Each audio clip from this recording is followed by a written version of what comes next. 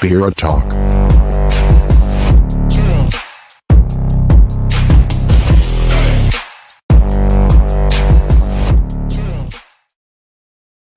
Salve, salve, moçadinha do bem! Olá, boa noite! Boa noite, como é que vocês estão? Tudo jóia aí? Espero que estejam bem. Aquela animação de quinta-feira? Quintou? Amanhã aquele negócio, né? Aquela sexta, sextou, sabadão. Epa! E nós tá como? Na live. É isso aí, é o que importa, é isso que importa, pessoal. E aqui a gente falando um monte de coisa e o pessoal nem sabe quem que é a gente. Verdade, né? Hoje, apresenta você hoje. Olá, eu sou a Mona. E eu sou o Drico. Ah! Eu achei que você ia me apresentar, fiquei Claro aqui esperando. Que não, se vira. Pô, ela vai me apresentar aqui, Imagina, tô de boa aqui. que... Não vai me apresentar, então? Não. Pô. Então, para não perder o costume, vocês caíram aqui no canal Fraternidade. Exato. Nas nossas lives aqui no quadro Spirit Talk. A gente traz convidados especiais para falar de tudo aquilo que permeia o sobrenatural, Legal. Terapia, religiões.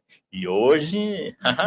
Você não gosta desse assunto, quase não né? gosta, né? Imagina. Quase não gosta. Será que já foi abduzido? Eu acho que já. Certeza, certeza. Não aguentaram devolver. O pessoal que tá chegando hoje aqui tá falando, certeza. Esse cara já foi abduzido. Até dá uma olhada no chat que o pessoal tá comentando. Meu Deus do céu. Boa noite, pessoal. Sejam todos bem-vindos. Sim. E você sabe que eu recebi um recado hoje. Eu devo perguntar como. Não sabe como, né? Você não sabe. Como? Eu não ia perguntar, gente, mas a curiosidade bateu. Veio um mensageiro aqui. Ufa, foi um mensageiro. Verde. Me dá um recado para eu dar pro pessoal aqui da live. Passar um recado. Passar um recado aqui pro pessoal da live. Sabe qual que é o recado que ele pediu? Eu acho que eu sei. Era do YouTube. Ah lá. Era um mensageiro do YouTube, com a roupa do YouTube, só que ele tava de verde. Ah, menos mal, né? Entendeu? Tem certeza? Certeza. Olha.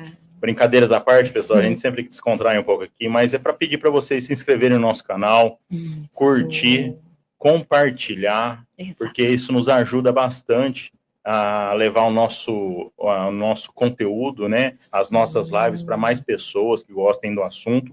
E infelizmente o YouTube só reconhece a gente, sabe que vocês gostaram aí da nossa live.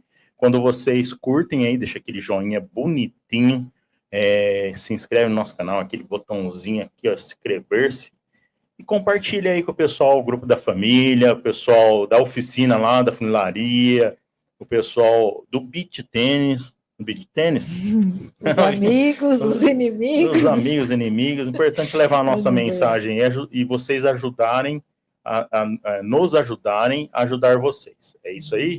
Combinado? Opa! É isso aí, então. Zerou? Tem mais recado? Não, tem mais 2 recados. Então vamos dar um recado. Esse recado é importante, hein, pessoal?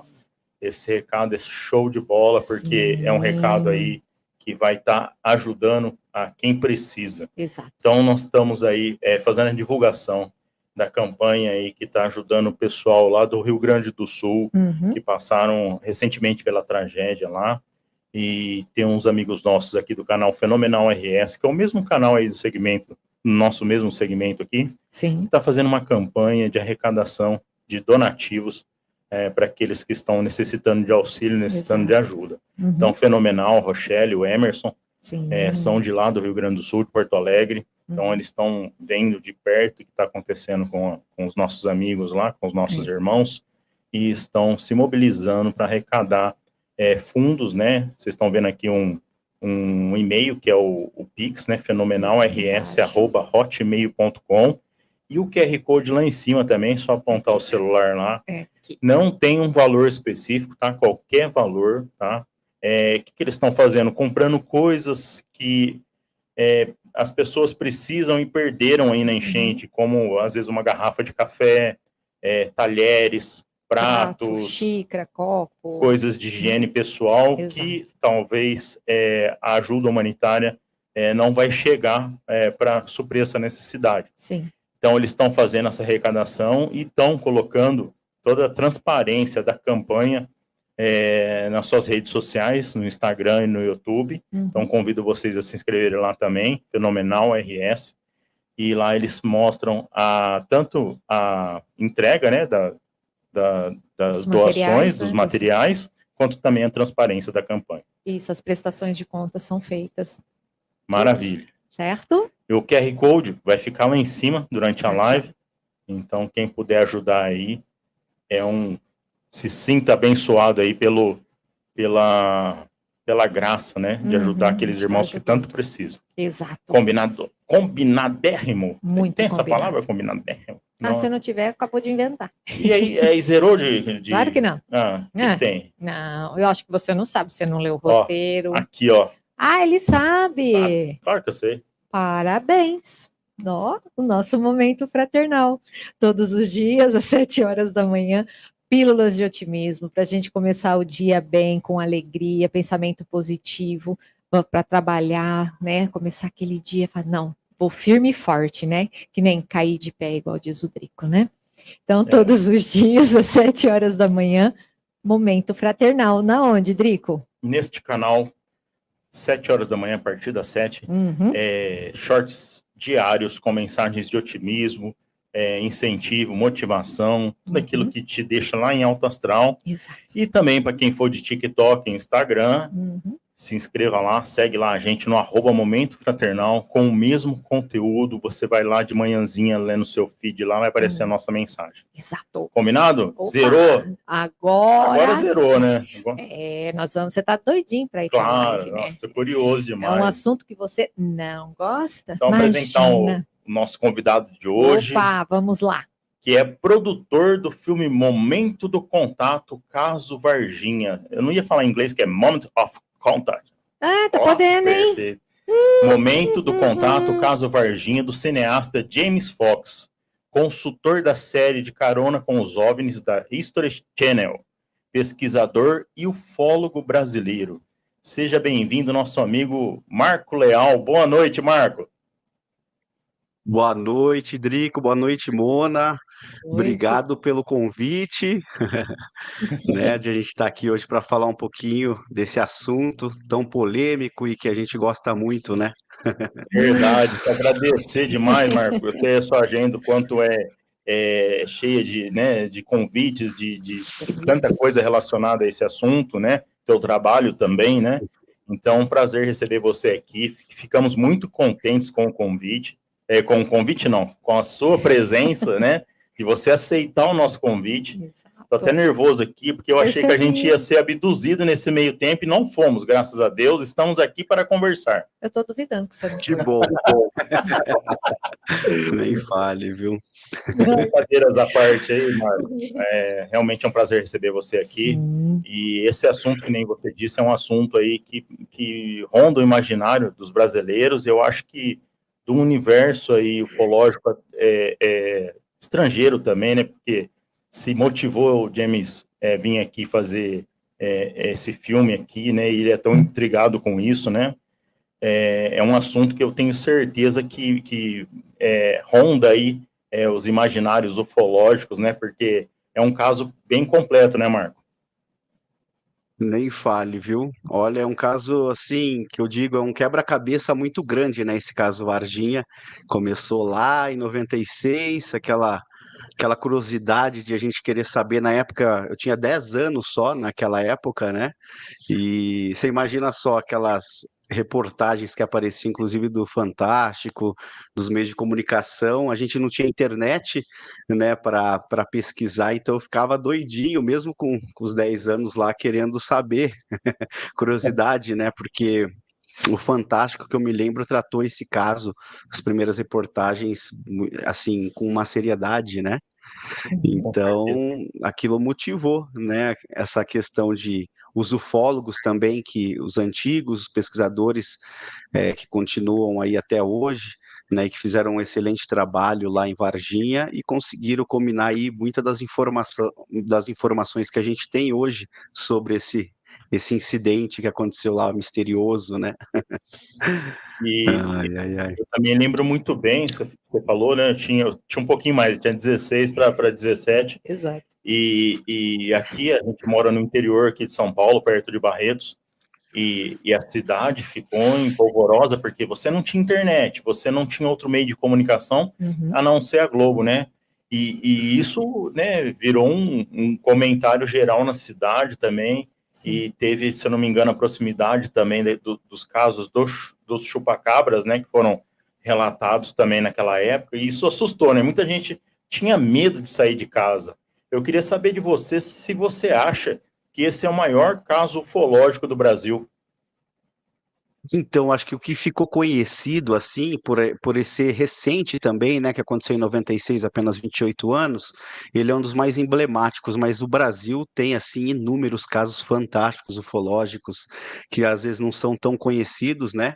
Eu digo que a Operação Prato, aquele fenômeno chupa-chupa que ocorreu no Pará, foi o número um, porque a dimensão daquele caso é tão grande, né, que, assim, que daria para fazer uma série também de TV, sobre os incidentes lá. A maior parte que é divulgado, na verdade, tem muito mais, né? Outros municípios, outros estados que foram envolvidos na época, e mas é um dos casos bem, assim, vamos dizer, da atualidade, que está chamando muito atenção, inclusive agora com o documentário, né, que foi lançado, e outras ações de outros colegas aí que têm brigado aí pelo desacobertamento, né, do governo, das Forças Armadas.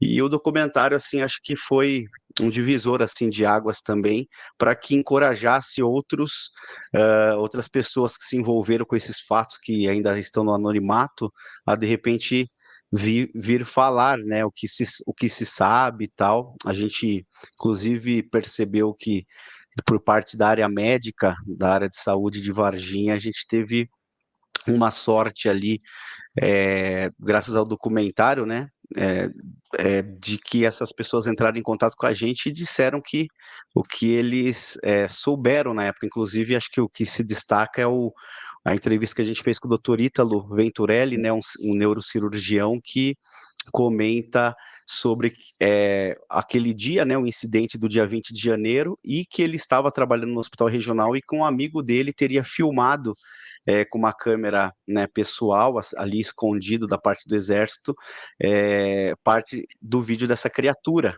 que está se hoje, a gente está em busca desse material, dessa evidência, inclusive por parte do James Fox, né? Então a gente continua fazendo essa investigação jornalística, vamos dizer assim, para tentar chegar o mais próximo possível, né? Agora o Dr. Ítalo nos surpreendeu muito, né? Ele ter comentado isso.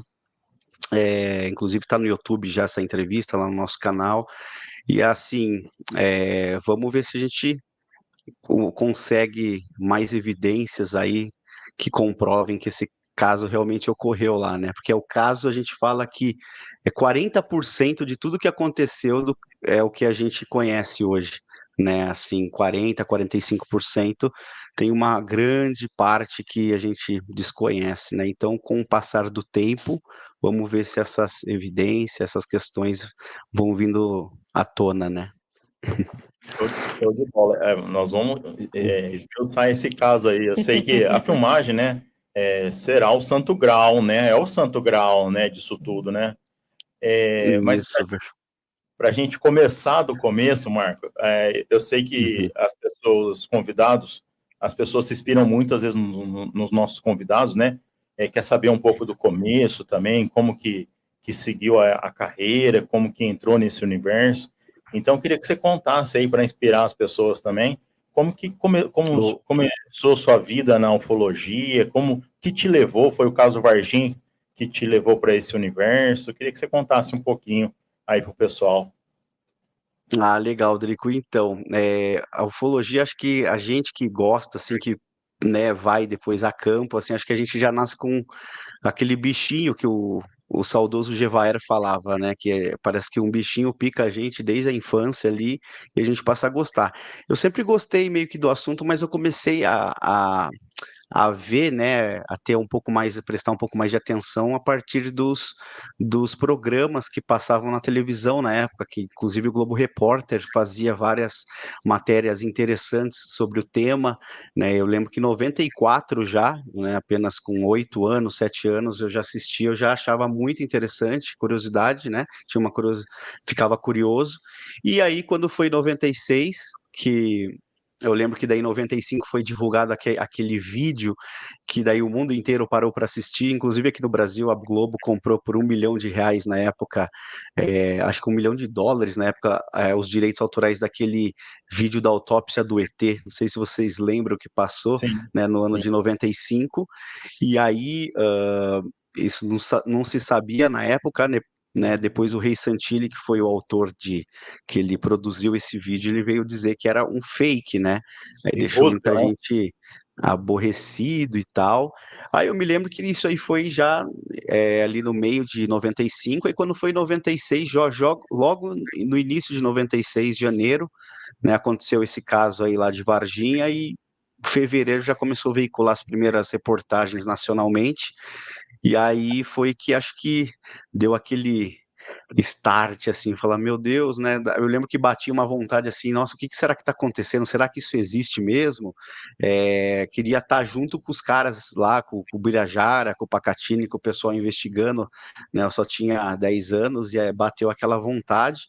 E eu acho que essa curiosidade permaneceu durante muitos anos, até 2004. Eu tenho a oportunidade de ir para Varginha pela primeira vez, para participar de um evento histórico que houve lá, um evento de ufologia. Inclusive, teve vários nomes aí renomados, né, da ufologia brasileira, e aí foi ali que eu comecei, tipo assim, ir constantemente para lá para fazer uma investigação jornalística, porque tinha-se, assim, uma dúvida se realmente aquilo tinha acontecido, né? Por mais eu acreditar nas meninas, nunca desconfiei das meninas, porque do jeito que elas falaram na época, as três, né? A Liliana, a Valquíria e a Kátia, depois a dona Luísa também, o que ela passou com as meninas não foi fácil, né?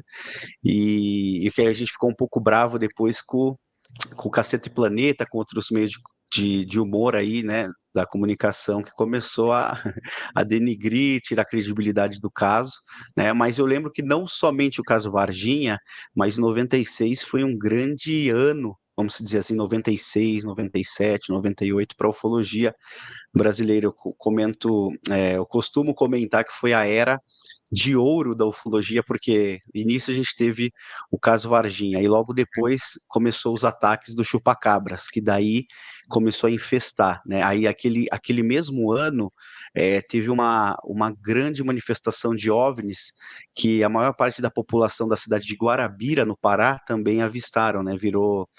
Teve até um fantástico que o pessoal conseguiu, inclusive o cinegrafista, na época com a repórter Beatriz Castro, eles saíram de João Pessoa, foram lá para Guarabira, e aí eles não estavam muito acreditando aí.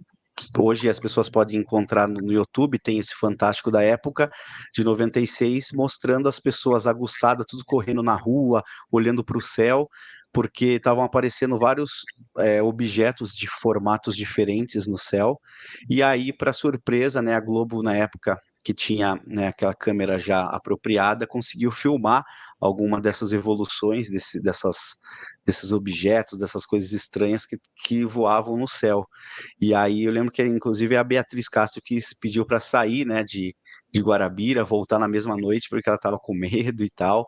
E aí, né, além do chupacabras, teve esse de Guarabira, e depois teve também o caso Westendorf, que foi no sul do país, né, onde um piloto ele viu, né, o Haroldo, ele viu um objeto em formato de uma vimana, né, tipo piramidal, bem grande, e que de dentro dele saiu dois objetos prateados assim que voaram, e não foi somente ele a testemunha, teve testemunhas do solo também que estava na época, inclusive no aeroporto lá, que presenciaram isso. Então eu lembro que toda essa manifestação, essas reportagens que pouco passavam, inclusive na TV, foi o que chamou muito a atenção, assim, de ter uma vontade né, assim, de saber mais sobre o fenômeno UFO. E aí, quando eu tinha 14 anos, estava retornando de uma partida de futebol com mais uns dois colegas, e aí a gente observou, na verdade, um amigo meu observou tipo um objeto no céu estranho em formato triangular, que tinha uma ponta, tinham três pontas, uma luzinha no meio, só que estava bem longe, né? Bem longe. E eu lembro que ele rodopiava, girava, né? E aí ele desapareceu numa velocidade muito grande ali, E daí eu lembro que daí a partir daquela noite, daí eu falei, não, não é possível, né? Essas coisas realmente existem, deve existir, o que será que é aquilo que eu vi? E aí aí eu lembro que no dia seguinte eu fui na banca, nas livrarias, na banca, eu conheci a revista UFO, né? Eu já tinha ouvido falar por um intermédio do amigo de um pai, do meu pai, na época. E lembro que até peguei uma revista, fiquei doido, assim, eu li ela inteira, assim, né, numa tarde.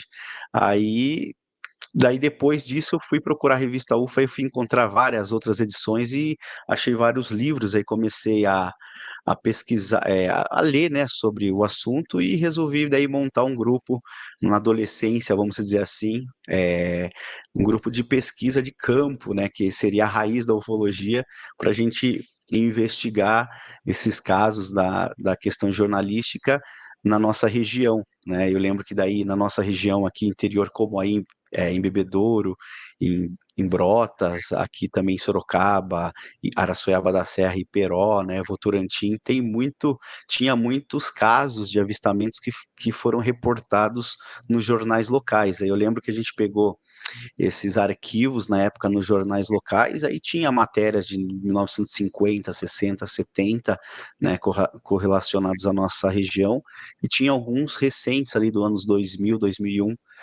um caso que tinha ocorrido na Floresta Nacional de Ipanema, aqui entre Araçoiaba e Peró, que é uma reserva florestal do IBAMA, né, e até hoje tem muitos mistérios lá, inclusive de questões de assombração, né, questão espiritual e também de avistamentos de OVNIs. Daí foi o estupim de a gente começar a ir a campo, catalogar esses casos, né, e aí depois parece que as coisas foram indo, né, foram acontecendo, aí o Gevaer da revista UFO fazia uns eventos de ufologia, né? Lembro que teve um primeiro evento na minha cidade, que eu fui com, acho que essa época aí de 14, 15 anos, que foi inclusive na fábrica da Coca-Cola aqui em Sorocaba, que foi organizada por dois irmãos pesquisadores, dois professores aqui, e foi assim sensacional. Foi a primeira vez que eu tive contato diretamente, né, com esse mundo, realmente assim no evento. Aí pude conhecer os ufólogos na época, o Carlos Alberto Machado, que estava lançando o livro dele sobre chupacabras.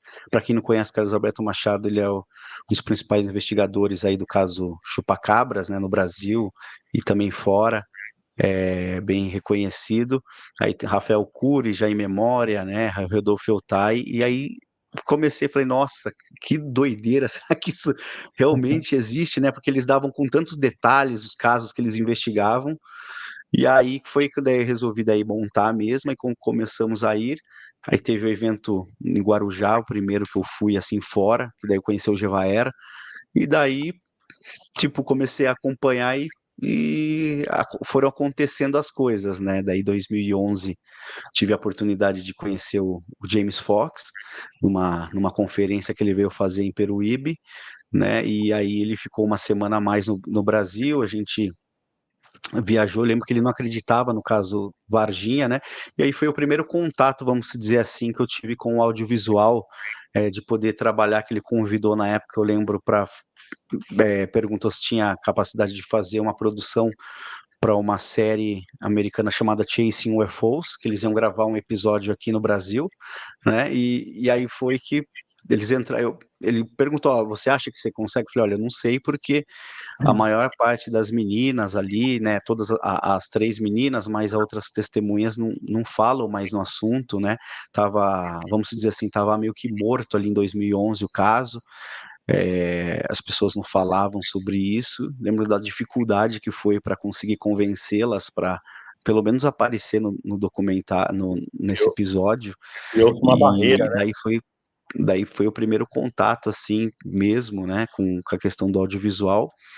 E aí acho que isso motivou a fazer essa investigação jornalística, do qual a gente vai vendo que alguma coisa realmente aconteceu, aí você vai chegando em pessoas, testemunhas diretas, indiretas, pessoas que conhecem ou que viram alguma coisa, tal, e aí foi a parte ali que falei, pegou mesmo em mim, assim, falei, não, alguma coisa realmente aconteceu, tô curioso, e aí acabou que o James não conhecia né? Aliás, ele conhecia o caso Varginha, mas ele não acreditava, ele achava que isso era uma bobagem, né? De uma criatura tipo, perambulando na cidade.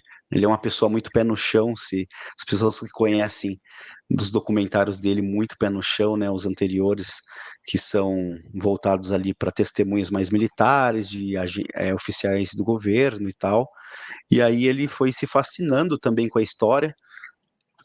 E aí, em 2015, eu conheci o pesquisador João Marcelo, e aí nós começamos a ir em loco, né? Eu já estava indo, aí o João adentrou para somar, depois entrou o Giordano Mazzucci, e aí vários outros colegas que foram ajudando ali a localizar novamente as testemunhas, tanto civis e as mais difíceis, que eram as militares, que se envolveram com esse caso, né?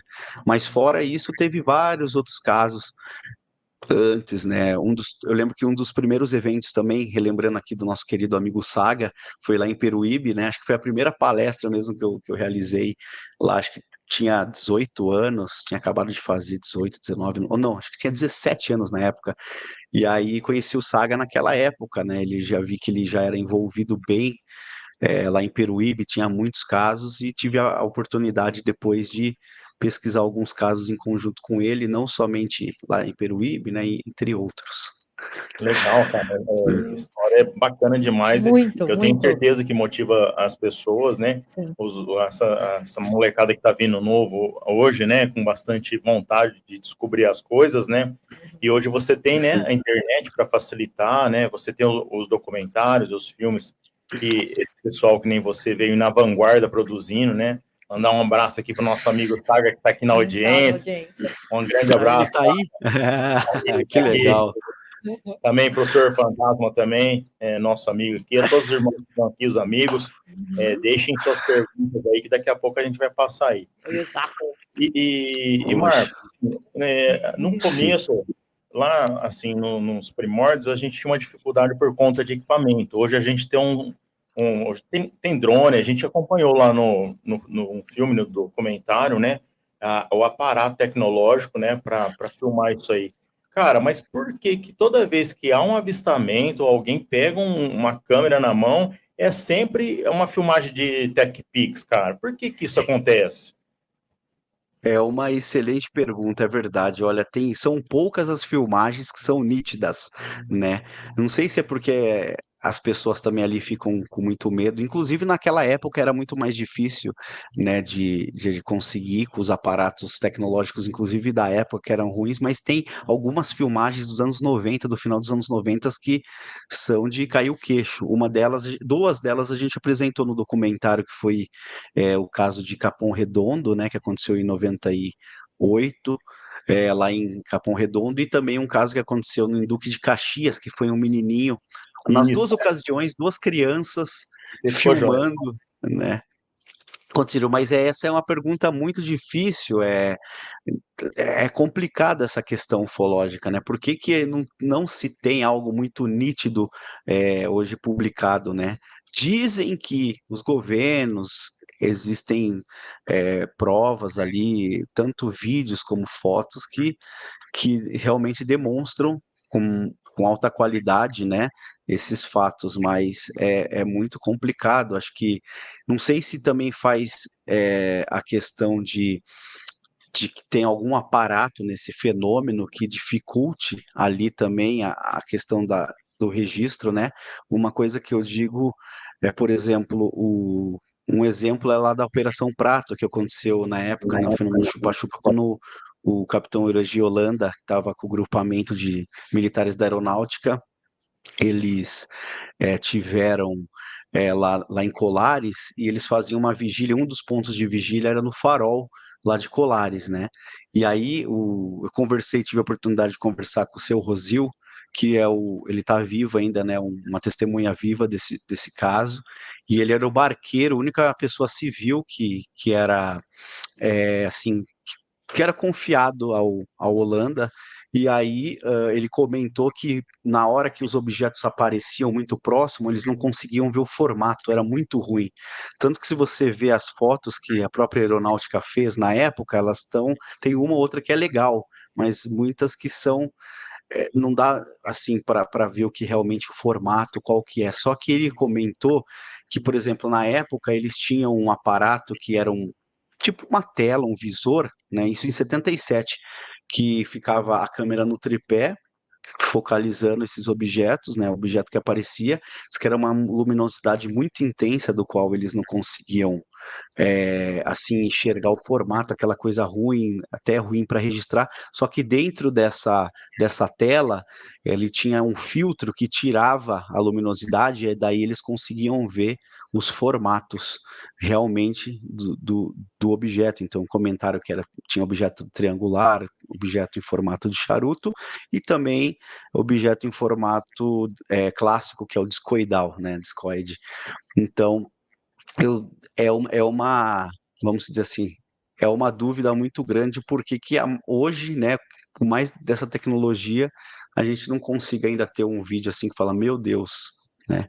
E assim, pensando um pouco, eu acho que se tiver um vídeo tão bom também, as pessoas vão falar que é fake. Não, isso aí foi feito, é inserção gráfica, né? E hoje em dia está cada vez mais difícil a gente lidar com isso, né? Porque hoje em dia tem tanta tecnologia boa que apareceram vídeos aí que desafiam aí até os grandes aí, mais especialistas, peritos em vídeos e análises, né? Quem sabe É, um dia a gente não, vamos né, não torcer. tem aí Quem sabe a filmagens gente mais não consiga também nítidas. fazer um contato direto aí, né? Que seja aí documentado para a humanidade inteira, né? E Marco, Sim. eu assisti o filme, o documentário aí seu e do James Fox, eu achei maravilhoso. O que me pega um pouco do filme é a sede, primeiro a sede que o James tem com relação a esse caso, né? Deu para perceber nitidamente o quanto ele esmiuçou isso e o quanto ele quis amarrar tudo aquilo que tinha de ponta solta, né? E trazer para à tona isso para as pessoas terem acesso, e também a cumplicidade dos fenômenos em diversas localidades, as diversas pessoas que acompanharam o fenômeno, né, de Varginha, e todos eles com a mesma descrição. Variava um pouco, que nem tipo o cheiro, né, o cheiro da criatura, para quem teve contato. Basicamente é a mesma coisa que todo mundo relatou, né? Todos falaram que era um cheiro de amônia, alguns relataram um pouco de enxofre, um cheiro mais forte, né, com relação a onde ele passou, onde ele estava, né, até no hospital, enfim. Não vou contar muito aqui, que o pessoal tem que ir lá assistir o documentário, vale Isso a pena, mesmo. pessoal. É muito legal, viu? É um documentário perfeito, né? Tem muita coisa que não se tinha luz, né? Até hoje em dia, todo mundo sabe que acho que a gente não precisa nem entrar no mérito do caso de Varginha em si, porque todo mundo sabe o que aconteceu, as criaturas e tal. Mas o que é legal falar dos detalhes, né? O que vocês conseguiram. Eu queria que você falasse um pouquinho como que foi filmar isso, né? A emoção, Uhum. né, de você, que nem aquela pessoa que viu a nave cair, ela passou uma emoção tão grande assim pra gente, que parecia que ele estava sentindo a cena novamente, né? Achei aquilo lá fantástico, maravilhoso. Legal, Drico, eu agradeço, eu fico até feliz que vocês tenham assistido e gostado do doc, né? E assim, o James, né, ele é uma pessoa, assim, vamos dizer, muito talentosa, quando ele quer uma coisa, ele vai atrás, e acho que se não fosse a presença dele ali, a gente não teria conseguido uma ou outra entrevista ali, porque ele é muito bom também em convencer, né? Porque tinha, por exemplo, aquela cena que você viu do militar X, que é do exército, né? Ele não queria, mas de jeito nenhum aparecer, foi tudo de última hora, né? O documentário tem muito disso, que ele foi Inédito, né? gravado tipo reality, assim, na verdade o David West, né, o diretor de fotografia, ele ia filmando tudo, ele saía da câmera na mão. E aí Maravilhoso. tem várias cenas que aconteceram ali, que estava realmente acontecendo, nada foi tipo assim, vamos atuar, né? Não, foi tudo muito sério. E isso que é a preocupação, inclusive, do James. Tanto que você não vê inserção no documentário de effects, né, essas coisas mais de tecnologia, ele gosta bem simples e direto ao ponto, né? Mas assim, foi uma oportunidade fantástica de poder trabalhar, né, com ele nisso, porque a gente começou a trabalhar nesse projeto, na verdade, desde 2012, né? Desde 2011, quando a gente fez o convite, aí em 2012 eles vieram com a National Geographic, a gente gravou lá o episódio, só que o episódio não era assim, a série não era muito séria, vamos dizer assim, tanto que tinha algumas coisas que incomodou, que algumas cenas que eles tinham que fazer, porque assim, eram 3 apresentadores, um deles era o James, tinha uma moça e um outro rapaz, né, eram em 3. E aí tinha algumas cenas que tinha que ser feita, por exemplo, lembro que eu tive que comprar, assim, arrumar antes deles chegarem, barraca de acampar, facão, é como se eles estivessem entrando no meio da floresta amazônica, pegasse um rafting, e aí fosse lá para Varginha, né? Tipo, nada a ver, assim, a questão Pessoal, geográfica também, mas é aquela coisa do entretenimento, né? E o James não gostou disso, ele teve que gravar nessa série, tem 3 episódios, mas aí em 2013 ele veio com outra produção, e falou assim, não, agora eu vou gravar o meu independente, e aí chamava The 701, que daí o The 701 é, era para entrar o caso, esses que a gente já estava pesquisando, né, que era o caso Varginha, porém estava muito enxuto ainda, só se tinha as testemunhas da época, assim, vamos dizer assim, civis, né, e aí ele tinha esse caso, mais 3 outros casos, que era um caso do Kennedy Arnold, que é um piloto, né, um empresário que teve o avistamento, né, no dia 24 de junho, inclusive essa semana a gente completou 77 anos aí da era moderna da ufologia, né, que foi considerado aí o Dia Mundial da Ufologia, e aí ele ia colocar esse, ia colocar um outro caso da África e um outro caso que aconteceu no Novo México, muito conhecido também, caso, caso Zamora, né, que foi o caso do Novo México lá. E aí foi se passando os anos, e ele veio para cá em 2013, nós gravamos, conseguimos gravar com as meninas novamente, com muito jogo de cintura, elas aceitaram, confiaram na gente, gravamos com ela, com a mãe dela, e o máximo que a gente teria conseguido era a irmã do Marco Lixerese, que foi o soldado que misteriosamente morreu, né, 27 dias após ele ter supostamente capturado uma dessas criaturas, né, e aí a gente estava muito enxuto. E aí o James voltou, ficou lá trabalhando, né, investigando outros casos, chegou aí para a Austrália, para outros países, China, para a própria África, para entrevistar, e ele conseguiu um material tão grande também desses outros casos, e aí, para você ver, essa ideia que começou com o The 701, aí lá em 2017 virou The Phenomenon, que é esse, né, que foi o documentário que inclusive foi aclamado pela crítica, assim, foi lançado em 2020. Aí em 2017 teve né, a divulgação no New York Times daquele programa do Pentágono, né, o programa ATIP, que foi de investigações de OVNIs secretos, aí a coisa começou a melhorar lá, na questão de credibilidade, e aí quando chegou em 2020, eu lembro que ele falou assim, olha, você vai ficar muito chateado comigo, porque a gente não vai poder incluir o caso Varginha no The Fenômeno. Eu falei, não acredito, né, e como, tal, ele falou assim, ó, mas dependendo, a gente vai fazer um só de Varginha, porque assim, nesse meio tempo, nesses anos, foram muitas idas a Varginha, aí não só Varginha, várias outras cidades, garimpando muita coisa, né, e filtrando muita coisa. Então, por exemplo, esse trabalho que durou ali, vamos dizer, mesmo fiel, assim, indo direto desde 2012, 2013, que na verdade já ia em 2006, 2007, de conseguir outras testemunhas, assim, mas ir no mesmo fervoroso ali a partir de 2012, 2013, aí se conseguiu várias contatos com testemunhas, né, tanto civis e militares, então, quando chegou 2020, ele lançou o The Phenomenon, aí ele falou assim, ó, se esse documentário for legal, a gente consegue fazer um só dessa história, porque era muita informação, o de Varginha, para passar num documentário que seria dividido entre outros casos, né? E aí deu certo, esse documentário aqui, né? Inclusive eu convido a todos, está no YouTube, tem no YouTube grátis. Se as pessoas tiverem problema com o inglês, é só acionar ali a a legenda. tradutor do próprio Google, né? Sim. Aliás, do YouTube, né, que dá para assistir com a legenda, muito bom o filme. E aí, quando esse filme, né, foi muito, assim, bem visto, ele conseguiu, né, subsídio para estar vindo para gravar. E aí nós gravamos em 3 semanas, assim, rápido, o documentário inteiro, né? Mas por quê? Porque, na verdade, foi um trabalho ali de muitos anos que conseguimos gravar em 3 semanas, só que não entrou tudo no documentário, teve coisas que ficaram de fora, testemunhas, inclusive, que não quiseram aparecer na câmera, né? Então, o que a gente fez?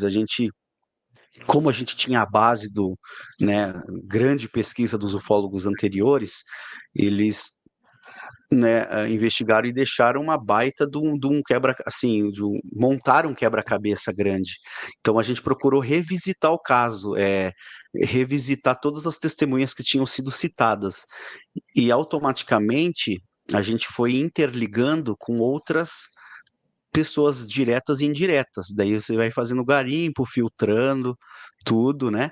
E aí foi quando a gente conseguiu muita gente mesmo, assim, que ia batendo a história, como você mesmo disse, né? As histórias, todo mundo parece que bate as histórias. E o mais interessante é que muitas das pessoas ali que a gente entrevistou, umas não conheciam as outras, e as histórias batiam, né? E também na questão da maneira de as pessoas se portarem mesmo, né?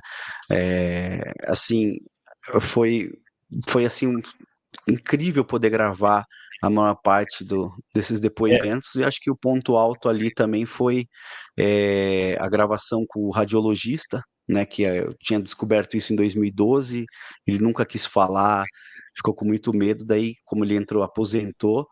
Aí, com muito custo, ele, sem aparecer, ele, assim, falou, não, eu topo, tudo bem contar, né, o que eu vivenciei, mas tanto que não mostrem a minha identidade, né, porque Varginha, a cidade é grande, mas ao mesmo tempo cidade que muita gente conhece todo mundo, né, tipo, várias sim, pessoas se conhecem lá, então ele tinha essa dificuldade. E mas aí, um ponto alto foi essa gravação dele, que eu achei muito autêntico, você sim, olhando as expressões, né, dele. Aquela família que viu o objeto durante 15 minutos também foi incrível, porque eles nunca tinham vindo à tona falar sobre aquele incidente, inclusive tinha sido procurado por Record, por aquele Geraldo Luiz antes, ofereceram várias coisas ali, eles não quiseram falar, e aquele momento que você percebe que a gente chega, que o David está gravando tudo, quando o senhor soube, né, que eu conversei com ele alguns dias antes para a gente ir lá, quando nós chegamos, ele achou que a gente ia lá para conversar só, ele não queria de jeito nenhum aparecer na câmera, aí com muito jogo de cintura, conseguiu convencer para que eles gravassem os três de costa, e aquilo me impactou muito, porque até então, a gente tinha alguns testemunhos de pessoas que tinham visto os objetos circulando sobre a cidade, mas ali foi muito intenso, né, que corroborou outras pessoas também, e o fato dessa casa, de onde eles morarem, ser apenas 2 ruas acima, de 2 a 3 ruas acima da rua Benevenuto Bras Vieira, que foi o local onde as meninas tiveram avistamento, né? E eles se lembravam eles se lembravam que era em janeiro de 96, não se lembravam a data exata, né? E ficaram com esse assunto muito tempo guardado, né? E depois, que eu falo que a cereja do bolo, que foi muito difícil, foi o depoimento do militar X, que na verdade ele foi a principal testemunha militar do caso Varginha, que deu esse depoimento em 96 para o ufólogo Ubirajara Rodrigues e Marco Petit, que gravaram esse depoimento dele em 96.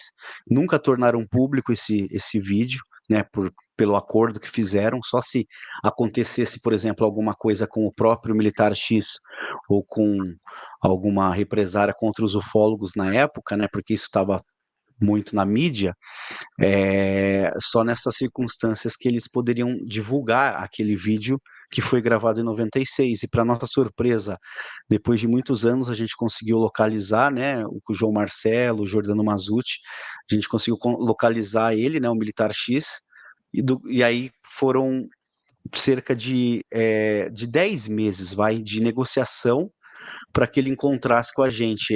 Lembro que eu me encontrei a primeira vez com ele em Campinas, né? E depois a gente encontrou uma segunda vez lá em, em Minas mesmo, em BH, e a Foi um gente golaço esse pôde aí, viu? conversar. E o que mais impressionou foi assim que os detalhes que ele apresentou Sim. em 96 eram muito semelhantes com o que ele ainda continua dizendo, que é o que está lá no documentário. É lógico que está editado, né? Porque não dá para colocar tudo, mas foi assim, acho que o ponto assim, para mim, incrível foi o depoimento dele ali, porque ele não queria de jeito nenhum, né? Lembro que eu comentei, depois de ter conversado com ele, ele falou: Não, isso eu nunca vou gravar, eu só tô recebendo vocês aqui porque eu vi que vocês são pessoas sérias e tal, né? Que teve outras pessoas que, inclusive, chegaram a prejudicar ele, né? Divulgando o nome dele na mídia, coisa que isso não foi acordado entre os principais investigadores da época.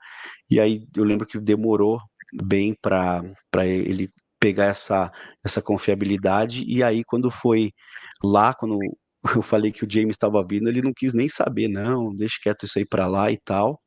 Aí quando eu tava com o James, acho que tanto o James tá ali do lado, né? Eu falei, ó, você tá onde? Ele falou, tô na cidade tal aqui, tá longe até de Varginha.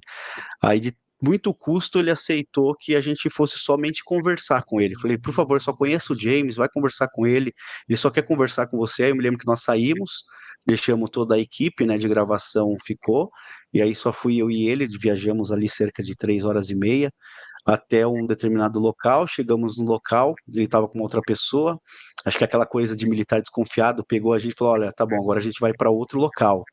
E aí nos levou para um outro local, né, mais sossegado, de confiança dele, e a gente sentou e conversamos por 2 horas. Foi quando ele pôde conhecer realmente o James e ao final, para resumir, no final da conversa, ele falou, olha, eu gostei, né, de você tal, do James, e falou, olha, eu vou pensar muito bem nisso, né? E daí ele resolveu, no fim, para resumir, ele aceitou, né? Inclusive porque ele comenta que foi algo que ele vivenciou, né? Que ele meio que um desabafo, vamos dizer assim. Né? Ele teve problema com o exército na época, várias coisas particulares também, e foi, acredito que o ponto-chave. Só para contar assim rapidinho, aí nós voltamos, continuamos a gravação e sempre perguntando para ele, viu? E aí, vamos gravar? Vamos, por favor, né? E tal. Ele, não, melhor não. Ele é legal pra caramba, o James, mas deixa quieto. Aí eu me lembro que teve um dia lá, um determinado dia, a gente estava com uma agenda de gravação, a gente cancelou a agenda porque falou assim, ó, nós estamos indo aí. Só equipe reduzida, só quem vai gravar mesmo. Daí ele falou assim, mas aonde que a gente vai gravar? Ele falou, pera aí então, eu vou tentar um lugar aqui. Aí ele não conseguiu o lugar para gravar, ele falou, meu, vamos esquecer isso. Eu falei, não, olha, a gente grava, não se preocupe com o lugar, a gente pega um hotel sigiloso, ninguém vai saber.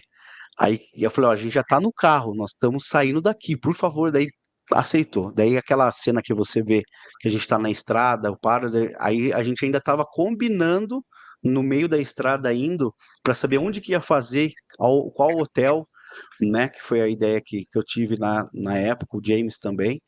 E aí foi no momento que nós chegamos ali no posto de gasolina que você viu, que daí que foi decidido o hotel. Eu falei, inclusive, tem um hotel ali assim, acho que é bom ali. Daí ele falou assim, mas pelo amor de Deus, vocês vão chegar lá, não me saem com tripé, câmera.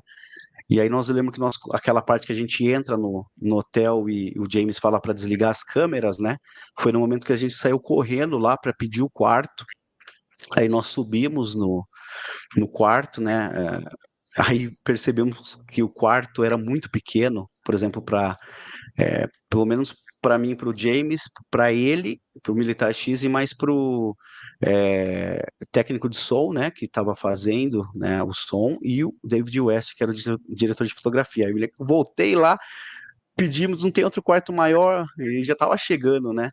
Daí ele falou, olha, infelizmente não tem, mas tem um quarto que tem uma porta que interliga no outro quarto, então pode ser melhor. E aí foi o que a gente fez. Daí, no fim, alugamos 2 quartos, aí descemos rápidos, pegamos as toalhas do quarto, chegamos no carro, colocamos as toalhas tudo em cima do equipamento, sem o tripé, só de câmera, e aí subimos, né, assim, o pessoal meio que percebeu, aí depois ele entrou por uma outra porta, subiu lá, e aí foi quando ele contou, e eu digo que eu estava muito curioso para saber o conteúdo, porque por mais que ele tinha encontrado com nós 2 vezes, ele não tinha, assim, contado da mesma maneira que ele tinha contado em 96. Ele comentou umas coisas, mas não quis comentar tudo. E ali foi no momento que, assim, foi um arrepio até no momento ali de estar escutando ele dizer tudo aquilo que praticamente corroborou tudo que ele disse, tipo, tinha dito há 26 anos antes, né? Então foi muito gratificante. Então, por isso que eu quis explicar assim, porque tudo no documentário foi gravado assim, né? Tanto que você viu aquela hora que a gente também a equipe foi ameaçada lá, né? Até sugeri para que não fosse, né, lá, mas por ele ser um jornalista e Sim. ter até ali né, a indicação do prefeito da cidade que a gente indicou, tal, que nos indicou. É o Que medo, eu né, tô cara? falando, não sei se as pessoas assistiram, já tô acho que saindo fora de contexto. Não, mas é interessante, a gente vai falar sobre isso também.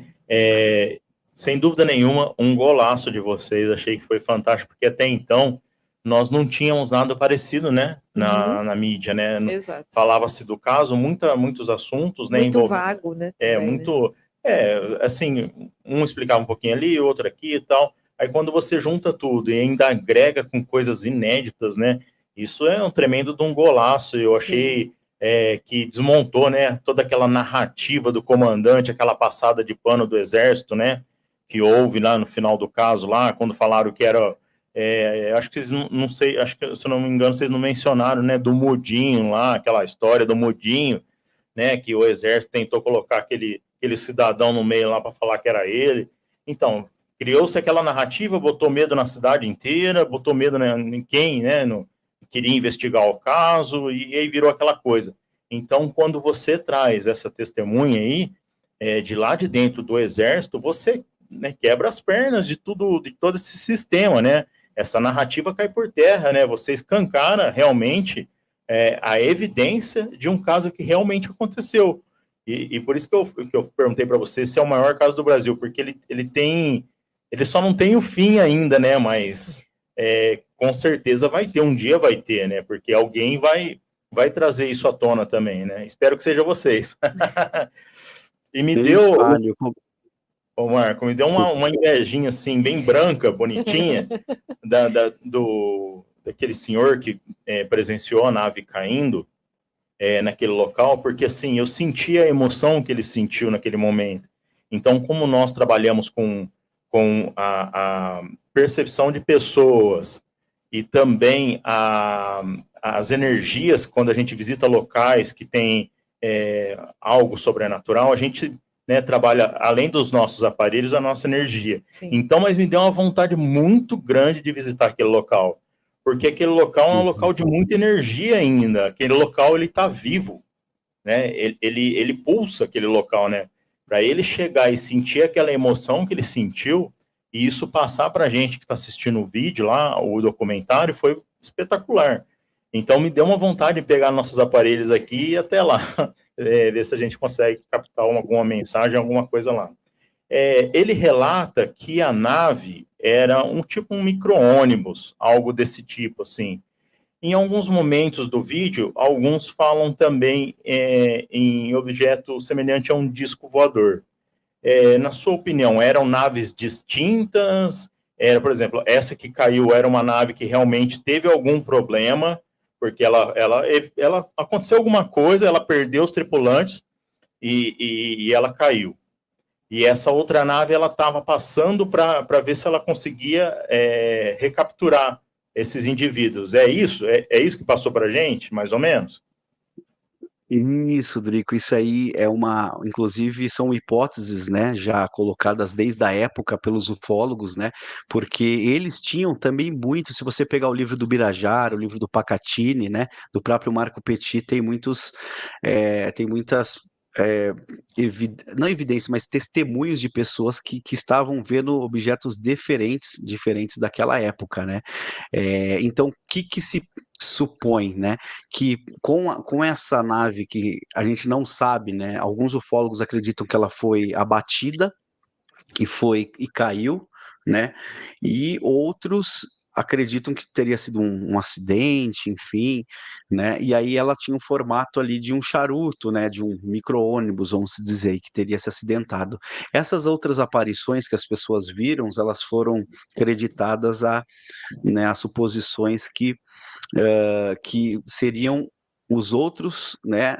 Ali tentando resgatá-los, ali procurando, né? Inclusive, a gente tem um depoimento recente muito interessante de um funcionário do hospital regional que, quase no mesmo período que aconteceu o incidente no zoológico, né, lá de Varginha, ele relata que ele viu um objeto pairado sobre o hospital, né, era 3 horas da manhã, e ele ficou tão desesperado que ele saiu para fumar um cigarro, era pouca gente naquela época, não tinha plantão de madrugada, né? E não sei se ainda hoje se tem ou não, mas ele saiu para fumar um cigarro ali, 3 e pouco da manhã, ele observou esse objeto bem redondo, e diz ele que tinham janelas e saía uma luz meio alaranjada de dentro, só que estava tudo escuro embaixo. Ele falou que estava um frio em Varginha, mas um frio. Ele falou que não tinha ninguém na rua, né? Inclusive, ele ligou para a IPTV, na época, a filial da Rede Globo, que ficava ao lado do hospital, ali praticamente muito próximo. E aí, só que de madrugada, plantão, aí mandaram um rapaz para lá primeiro, que era o rapaz da luz, né, da técnica, daí chamaram o repórter e o câmera, daí eles estavam indo para lá, só que chegou o rapaz da luz, e o rapaz da luz levou aqueles holofotes e colocou na tomada, e sem querer ele apontou aquela luminosidade, a luz, né, do holofote para cima.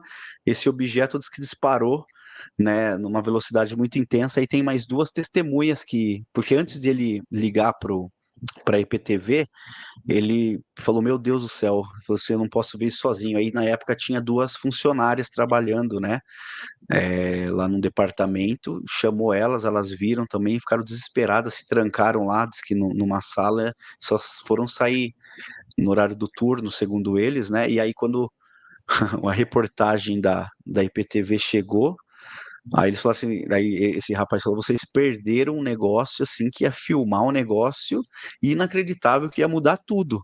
E aí o rapaz que dá luz foi demitido, né, e tudo. Então, a gente, não somente esse rapaz, né, mas como outras pessoas, como aquela própria família, como aquele que você viu na enquete popular que a gente fez no centro de Varginha, que de repente a gente, né, o James teve a ideia de pegar os cartazes e escrever: se você teve Sensacional. alguma coisa em Sensacional. Que sacada, né? 96, né? Aí a gente ficou 2 horas e meia ali, 3 horas ali na cidade, com aquele cartaz, né? E muito curioso, tal. Mas aí teve duas pessoas que apareceram também ali que relataram isso, né? Que viram esses objetos. Um rapaz estava com a mãe dele, né? E assim, um detalhe que chama atenção: a maioria de todos os relatos deles ali que a gente perguntava, era com ausência de som. Então não tinha som nenhum, nada de som, né? Fazia barulho. Então aí você vai montando, né, as outras coisas, toda aquela atividade militar que houve aqueles dias também no bairro, né? Que nem a gente tem o grande Rubão Ladeira, que é um grande amigo lá de Varginha. Também ele participou do documentário, aquele rapaz que viu, quando eles foram tentar passar, o pessoal do exército não deixou eles passarem na rua, que aquilo ali teria sido às 15h10, mais ou menos, 15h15, do dia 20 de janeiro, e as meninas vieram ter o avistamento, tipo, 20 minutos depois, 15 minutos depois, né, porque o exército já estava ali no Já sabia, perímetro, o né? exército já sabia, né? Isso, exatamente. Então tem muitas coisas, inclusive, que não deu para entrar no doc ainda, que ficou de fora. Tem uma entrevista que tem bem no finalzinho, nos extras, que é de um médico, doutor Marcos. Ele Ele era um amigo de um outro médico Até que fala se inglês, né? envolveu com esse fato lá em Varginha, que comentou com ele sobre, né? Só que o depoimento dele é muito interessante, mas infelizmente não deu para entrar. A parte do zoológico também, por ter ficado muito extenso, não, acabou não entrando, porém, para as pessoas que não sabem, existem alguns vídeos extras que foram editados, que fazem parte do documentário e fica naquele box, né? Ele está disponível pelas plataformas ali da Amazon Prime, Apple TV, entre outras, Fandango, né?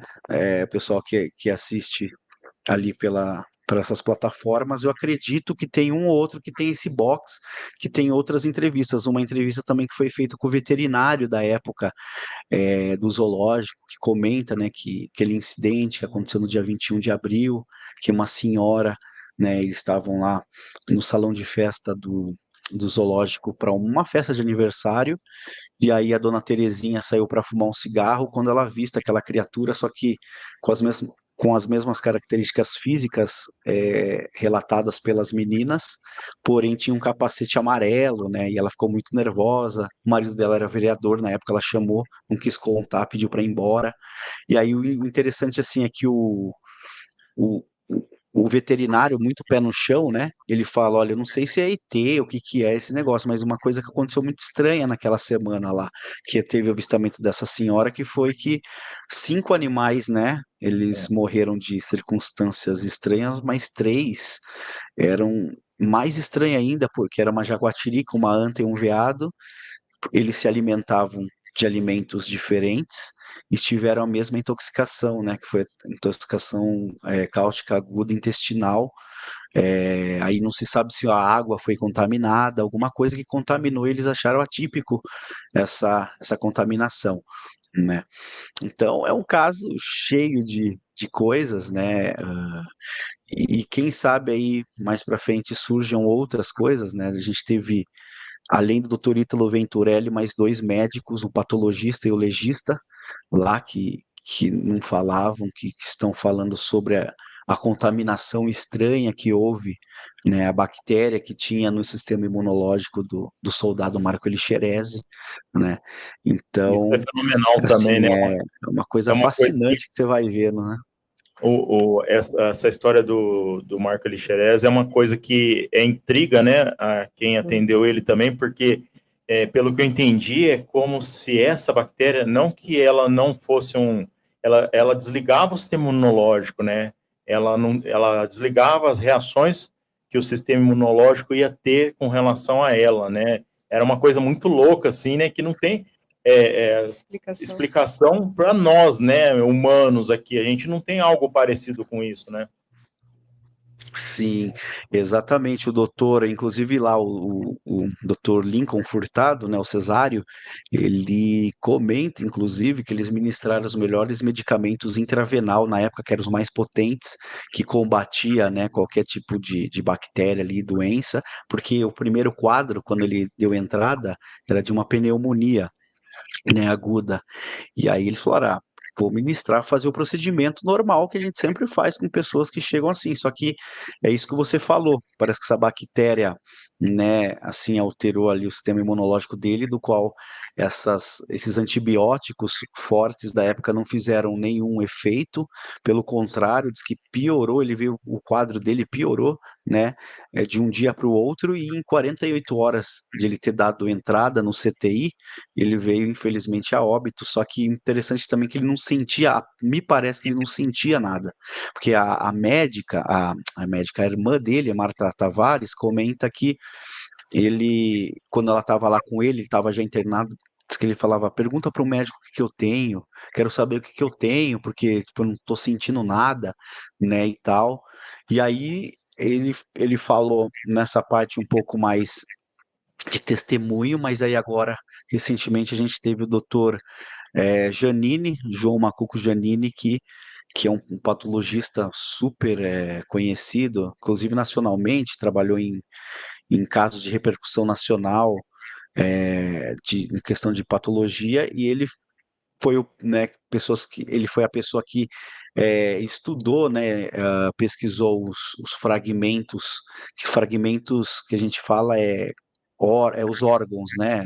o estômago, toda a questão de dentro do Xerez e encontrou essa bactéria que ele denomina como Staphylococcus, se eu não me engano, que é um nome meio técnico, né, científico, que é uma bactéria que, na verdade, ela é daqui, só que ela é uma bactéria muito difícil de um animal, aliás, de uma pessoa pegar, de um ser humano pegar. Ele geralmente ele dá em cachorro, em animal, essa bactéria é mais propensa, né, a atingir, e nele foi esse tipo de questão, né? E também tem toda a parte científica, inclusive na revista UFO a gente fez uma matéria assim extensa, tá lá no site da UFO, com o próprio laudo do médico que falou, né? E o legista, que depois que encorajou o legista foi o Dr. Giannini, né? Que é o Dr. Armando Fortunato, também veio dizer que ele foi legista do Xerez, mas ele não gosta de falar muito, ele só fala que ele concorda com o amigo, né, e que ele acredita que realmente possa ter tido realmente esse caso, esse fato lá em Varginha. Né? Legal, cara. Foi assim, é uma coisa bem intrigante também, porque o Eli Xerez, ele pegou, né, a criatura. Você acredita que ele, naquele momento que ele pegou a criatura, ela entrou em algum processo de reação química? Porque depois ela veio a falecer também, né? Segundo há relatos, ela não sobreviveu, né? Ela saiu do hospital, parece que ela não estava viva, pelo que eu entendi. Por onde passou essa criatura também? Você acredita, por exemplo, no hospital onde eles colocaram para fazer o raio-x, lá que foi o relato do pessoal, você acredita que aquilo ficou impregnado ou foi só naquele momento que ela provavelmente ativou alguma coisa que fez com que aquele líquido, aquela bactéria fosse passada para o Marco? Você acredita que possa ter sido isso ou alguma outra suposição? Então, essa questão do marco, né, ali dessa bactéria, inclusive o radiologista ele fala do cheiro, né, do cheiro muito forte de amônia que eles tiveram que fechar o setor na época, no dia, porque estava um cheiro muito forte de amoníaco, né, e eu acho que assim, o que se tem de hipótese, né, inclusive diz que foi hipotetizado por um outro militar que sabe da história, que era amigo do Xerezi, que ele teria se contaminado, não se sabe como, né? A história oficial ficou que ele tinha um pelo encravado na axila esquerda e que o médico foi fazer um procedimento de remoção né, desse abscesso que tinha e não teria esterilizado os equipamentos, né, ali e tal, e teria removido e ali ele teria infectado ele com. Mas isso aí foi uma coisa que veio para abafar, vamos se dizer, né? Pode ter sido um arranhão, Mas alguma coisa assim, também. essa bactéria, assim, eu acho que deve ter passado por alguma parte do corpo ali do Xerez, né? Se, né?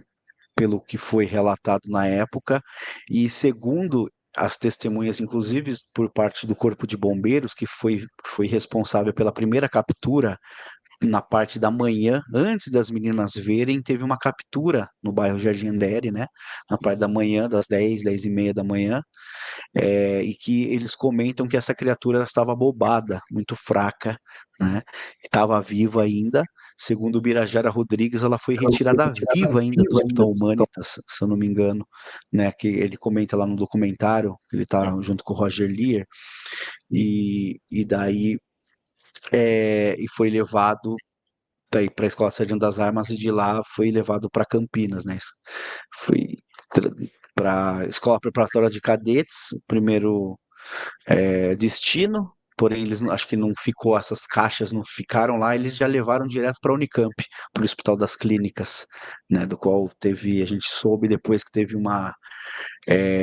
foram 12 médicos de várias especialidades, né? De especialidades diferentes que cuidaram ali, que estavam tentando analisar isso ali, ficaram perplexos. Eu tive contato com um rapaz que mora no interior de São Paulo, que ele é um médico, segundo ele, não tive diretamente com ele, falei com um amigo dele que estava intermediando, colega, né? Até estava falando, por favor, vamos jantar, que ele puxa, eu gostaria muito que o senhor comentasse, né? A gente não vai divulgar o seu nome, nada, mas ele falou como ele está nativo ainda, ele não quer mesmo, enfim, né? Tem um receio ali. Aí só falou que essa história do Badam Palhares, do Conradinho Metzi, eles realmente se envolveram, estavam lá junto também, e que eram 12 médicos. Isso que eles ficaram perplexos, que foi feito remoção de Lá na tecido, Unicamp. Na que Unicamp. para amostras na Unicamp, tudo na Unicamp, no Hospital das Clínicas, né? Então, é, um, é uma coisa muito que vai. É óbvio que se tem muita história, muito boato, muita coisa fake que foram se criando com o tempo, que não é verdade, né? Pessoas que às vezes querem se aproveitar, inventar alguma coisa ou trazer a público coisa que, na minha opinião, não aconteceu mesmo, né? As pessoas às vezes que querem aparecer, enfim. Por isso que acho que precisa fazer um filtro muito grande. Sim. E no nosso feeling, né? É duro, que a gente daí tem o feeling ali do campo, né? Da pesquisa. Então, essa criatura, pelo que foi relatado na época, no momento que ela foi capturada, ela não resistiu, foi bem fácil, tanto que na parte da manhã diz que eles só jogaram a rede por cima, já enrolaram, já pegaram ela, já colocaram estavam portando luvas, né, todos com acessórios, colocaram no caminhão do bombeiro, numa caixa primeiro compensada de madeira, né, inclusive teve testemunha que viu isso, assim, ali na rua, né, porque assim, se você viu ali no documentário, tem o terreno, né, aí o terreno um pouco mais para baixo, É. existe ainda o matagal, que naquela época, né, era tipo uma mata bem densa, vamos dizer assim. Né? Hoje ainda existe essa mata lá, que é onde foi que esses seres teriam capturados, né? É E uma o rua, né, que termina, né, no... o nosso colega Rubão Ladeira, ele levantou outras informações de lá com outras pessoas que comentam de outras criaturas que estavam nessa mata que foram avistadas, inclusive uma ligação que foi feita para a polícia militar informando que tinham 5 demônios ali de um rapaz desesperado, né? Que estavam com coisas de demônio, né? Que foi inclusive o que as meninas Sim. relataram, né? Inicialmente, né? Elas nunca falaram que era ET, que elas nem sabiam o que era, né? Não conhecia a expressão extraterrestre e tal. E aí elas chegaram dizendo que era o demônio, né? Muito legal. Então, esse assunto faz a gente viajar, né, Marco? É uma coisa assim de louco, né? Faz que a gente vivencia essa cena também. Sim. Enquanto o Marco toma uma aguinha aqui rapidão, eu vou dar um recadinho aqui rapidinho e a gente já volta com esse assunto aqui, tá, pessoal? Que tá show de bola. Muito bom. Então, pessoal, como é de praxe, eu sempre peço para vocês para se inscreverem aqui no nosso canal, curtir, compartilhar. O YouTube entende que vocês gostam do nosso conteúdo, fazendo dessa forma. Então, aquele joinha bonitinho, mas é legal demais aquele joinha, ajuda bastante a gente. Sim. Se inscrever, top. Compartilhar, então, seria o ápice da coisa. Então, muito obrigado a vocês que estão participando aqui da nossa live, estão assistindo aqui. Também falar para vocês que as redes sociais do nosso amigo Marco estão todas na descrição dessa live. Isso. Vai lá, curte também, segue ele lá também. Quer ter novidades do caso, quer ter assuntos de ufologia, então segue o nosso amigo Marcão lá, tá lá na descrição da live aqui. Combinado, pessoal? Mais um recadinho aqui, falar para vocês que nós estamos participando da divulgação da campanha lá do pessoal do sul da tragédia que teve lá, das enchentes. Então, estamos divulgando aqui um Pix para doação dos nossos amigos Rochelle e Emerson, do Casal Fenomenal. Está aqui, o fenomenalrs@hotmail.com. Qualquer valor, vocês estão colaborando, ajudando o pessoal lá. Então, materiais como pratos, talheres, garrafas para tomar um café, essas coisas que as pessoas perderam na enchente, esses nossos amigos estão adquirindo através dessas doações e levando aos necessitados. Então, quem puder colaborar, ajudar, qualquer valor, não importa o valor, tá? E a divulgação das doações e da transparência da campanha estão sendo feitas através dos canais nas redes sociais dos nossos amigos Rochelle Emerson, lá do Fenomenal RS, tanto no Instagram quanto no YouTube. Isso. Então, quem puder ajudar aí seria de grande valia para todos aqueles irmãos que estão se recuperando da tragédia. Exato. Combinado? Dá uma passadinha aqui no chat aqui. Opa! Deixa eu voltar aqui. Opa, voltou. Vamos ver se tem pergunta aqui. Agradecer a todos vocês aqui que estão participando. Bastante gente aqui hoje, Marcão. Bastante gente que gosta do Marco também, que acompanha ele. Muito legal. Deixa eu ver se tem alguma pergunta. Ó, o nosso amigo Senhor Fantasma falando para buscar conhecimento. O Bilu mandou recadinho. Ô, Senhor Fantasma. Tá falando com o Bilu também? Eita. Ó, o pessoal de Varginha, o Rubão, é eu, Rubão? Ah, Rubão.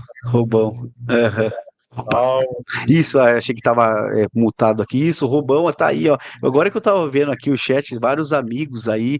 Um grande abraço a todos vocês. O Rubão tá aí, como sempre, acompanhando também. Muito conhecedor lá do caso de Varginha. Ele é morador de lá, vivenciou isso, né? Ele que tá no documentário, que é aquele rapaz que fala que os militares fizeram um cerco, que apontaram o fuzil, né? Sim, lembro dele, E aí, lembro dele. pô, tem o Edu Campos, meu irmão, um abração, pra você, preciso falar com você, Edu. Edu Campos lá de Porto Ferreira, também grande irmão. Pessoal bacaníssimo aí, o Lucas Plenes, o dentista meu aí, ó, que honra. Abração, Lucas. O Luciano Vidotto, grande brother. Ah, o Fábio Rezende. O Fábio, deixa eu só contar essa particularidade. O Fábio também é morador lá de Varginha.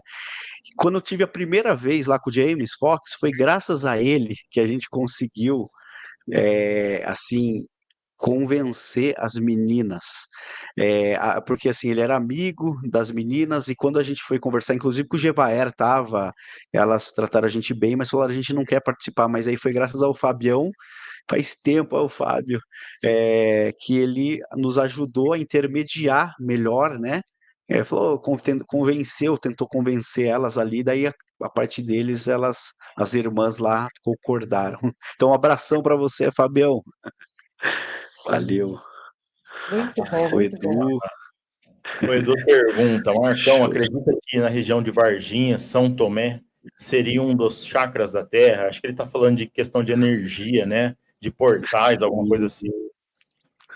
Eu acredito que sim, ali aquela região, ela detém, assim, vamos dizer, uma quantidade de minérios, né? Vários tipos, propriedades de minérios. Inclusive, lá em São Tomé também tem aquela lenda, né? Que o pessoal acredita que tem a Gruta do Carimbado, que é uma caverna que, se você entra lá, ela teria um portal que interligaria a outros. As sete maravilhas, são 7 pontos da Terra que daria acesso a essa outra dimensão, né? E teria uma coligação com Machu Picchu também, né? Então, essa parte mística, mas acontece os casos muito interessantes lá em São Tomé. Foi o nosso amigo Fred Morse também, veio aqui, contou dessa história também, de novidade. O Fredão, puxa, nem fale, Fred, grande irmão. E a gente gravou lá o episódio de carona também, foi sensacional. E teve um caso que nunca foi divulgado, eu quero ver se um dia a gente divulga, inclusive, Edu, um delegado que na época se envolveu com o caso de Varginha, mas ele teve um caso, como ele era lá de Três Corações, na época, onde ele é aposentado, né? Ele contou pra gente um relato que, inclusive, teve uma sindicância da polícia na época sobre o desaparecimento de uma moça que era de São Paulo, e que ela estava foi curtir lá em São Tomé como todo mundo, e aí diz que era domingo, estava com o namorado, estava na rodoviária já, estava para retornar, e aí o delegado disse que do nada, diz que assim, até o motorista já estava tava com o ônibus ligado, o pessoal estava para fora, diz que viu ela esperando, de repente ela se materializou, e aí ficou só a roupa dela no chão. E aí foi um caso inexplicável, aí chamaram a Polícia Civil, daí ele falou pra gente que abriu pedido lá para os bombeiros, né, locais fazerem uma busca em torno, nas grutas e tudo, então não se achou nada. Depois ele falou que ele pegou a roupa da moça, colocou, né, no plástico lá de perícia, e teve que encontrar os pais dela, foi pessoalmente em São Paulo encontrar com os pais dela para contar, perguntar da filha, isso. Imagina a tensão dos pais. Então, isso é uma coisa séria que aconteceu lá, que inclusive tem questão ali né, tem esses arquivos da polícia que nunca vieram à tona, que o delegado comentou com a gente. Então, acredito que ali também São Tomé ela é constituída 95% de cristais, né, do quartzo. Se você andar lá, as pedras, dentro das pedrinhas, você vai ver um monte brilhando assim, que seriam os cristais, né? E talvez essa é a hipótese de que os OVNIs, né, os seres, eles se atraem por isso, né? E nos anos 90 foi a grande incidência de aparições lá, inclusive tem alguns vídeos, tem um vídeo muito interessante lá de São Tomé também, que foi feito no final dos anos 90, né? Então acredito sim que são locais ali, São Tomé, Baipendi, Ararioca, são lugares de uma natureza exuberante, mas que tem toda essa questão mística e misteriosa, né? Mas eu Muito, acredito sim, Edu. muito legal. O Júlio César, ele pergunta para você, Marco, se você acredita que algum dia o suposto vídeo do ET de Varginha virá público, o santo graal aí da filmagem, até porque, né, há relatos que foi feita a filmagem, eu já ouvi falar dessa filmagem aí, que algumas pessoas já viram, não sei se é verdade também, e a pessoa, o militar, estava com uma câmera lá, né, pelo que foi relatado por vocês, né? Sim, sim, tava. O militar que filmou, na verdade, assim, quando o militar X entra na sala, que não era, na verdade, para ele estar ali na sala, foi sem querer, tava uma correria no Hospital Humanitas.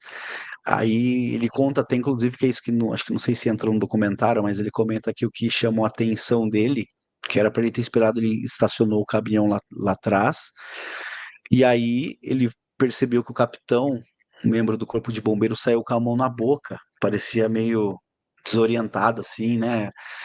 Aí ele chamou atenção, ele pegou e entrou. Na hora que ele entrou, ele fala que ele viu lá que era o Tenente Tibério, na época, estava com uma câmera, não estava filmando, estava com a câmera aqui, né?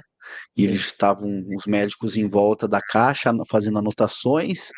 O comandante dele, que era o Olímpio Vanderlei, estava lá dentro também, junto com o Capitão Ramírez, e ficou no Capitão Ramírez, viu ele lá dentro, pediu, fulano, o que você está fazendo aqui? É para você esperar lá fora. E aí mandaram, desculpa, capitão e tal, aí ele saiu, né?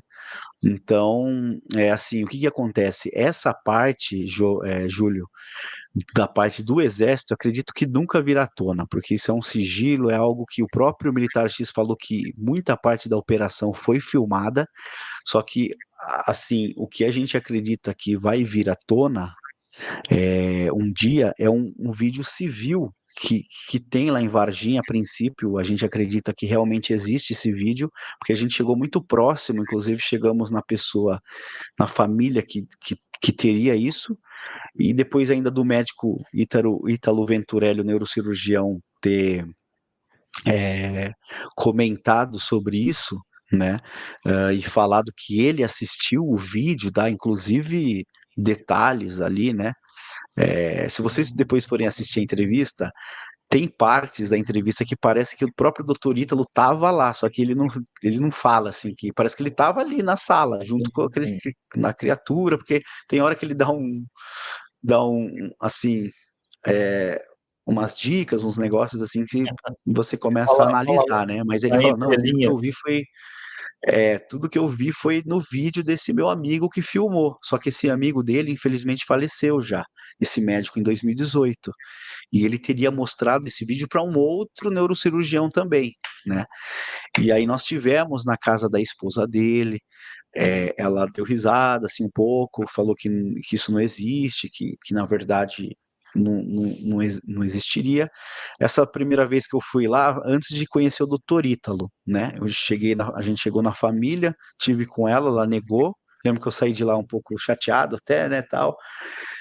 Foi oferecido uma quantia em dinheiro bem alta pelo James Fox, né, que foi US$ 200.000 e tal, por essa fita. Eu lembro que foi feita oferta lá para ela, falou, olha, se eu achar alguma coisa, eu entro em contato com vocês, tal. Aí passou uns meses, conheci o Dr. Ítalo, aí o Dr. Ítalo confirma que realmente era ela a família que ela realmente que ela tem, na verdade, esse vídeo.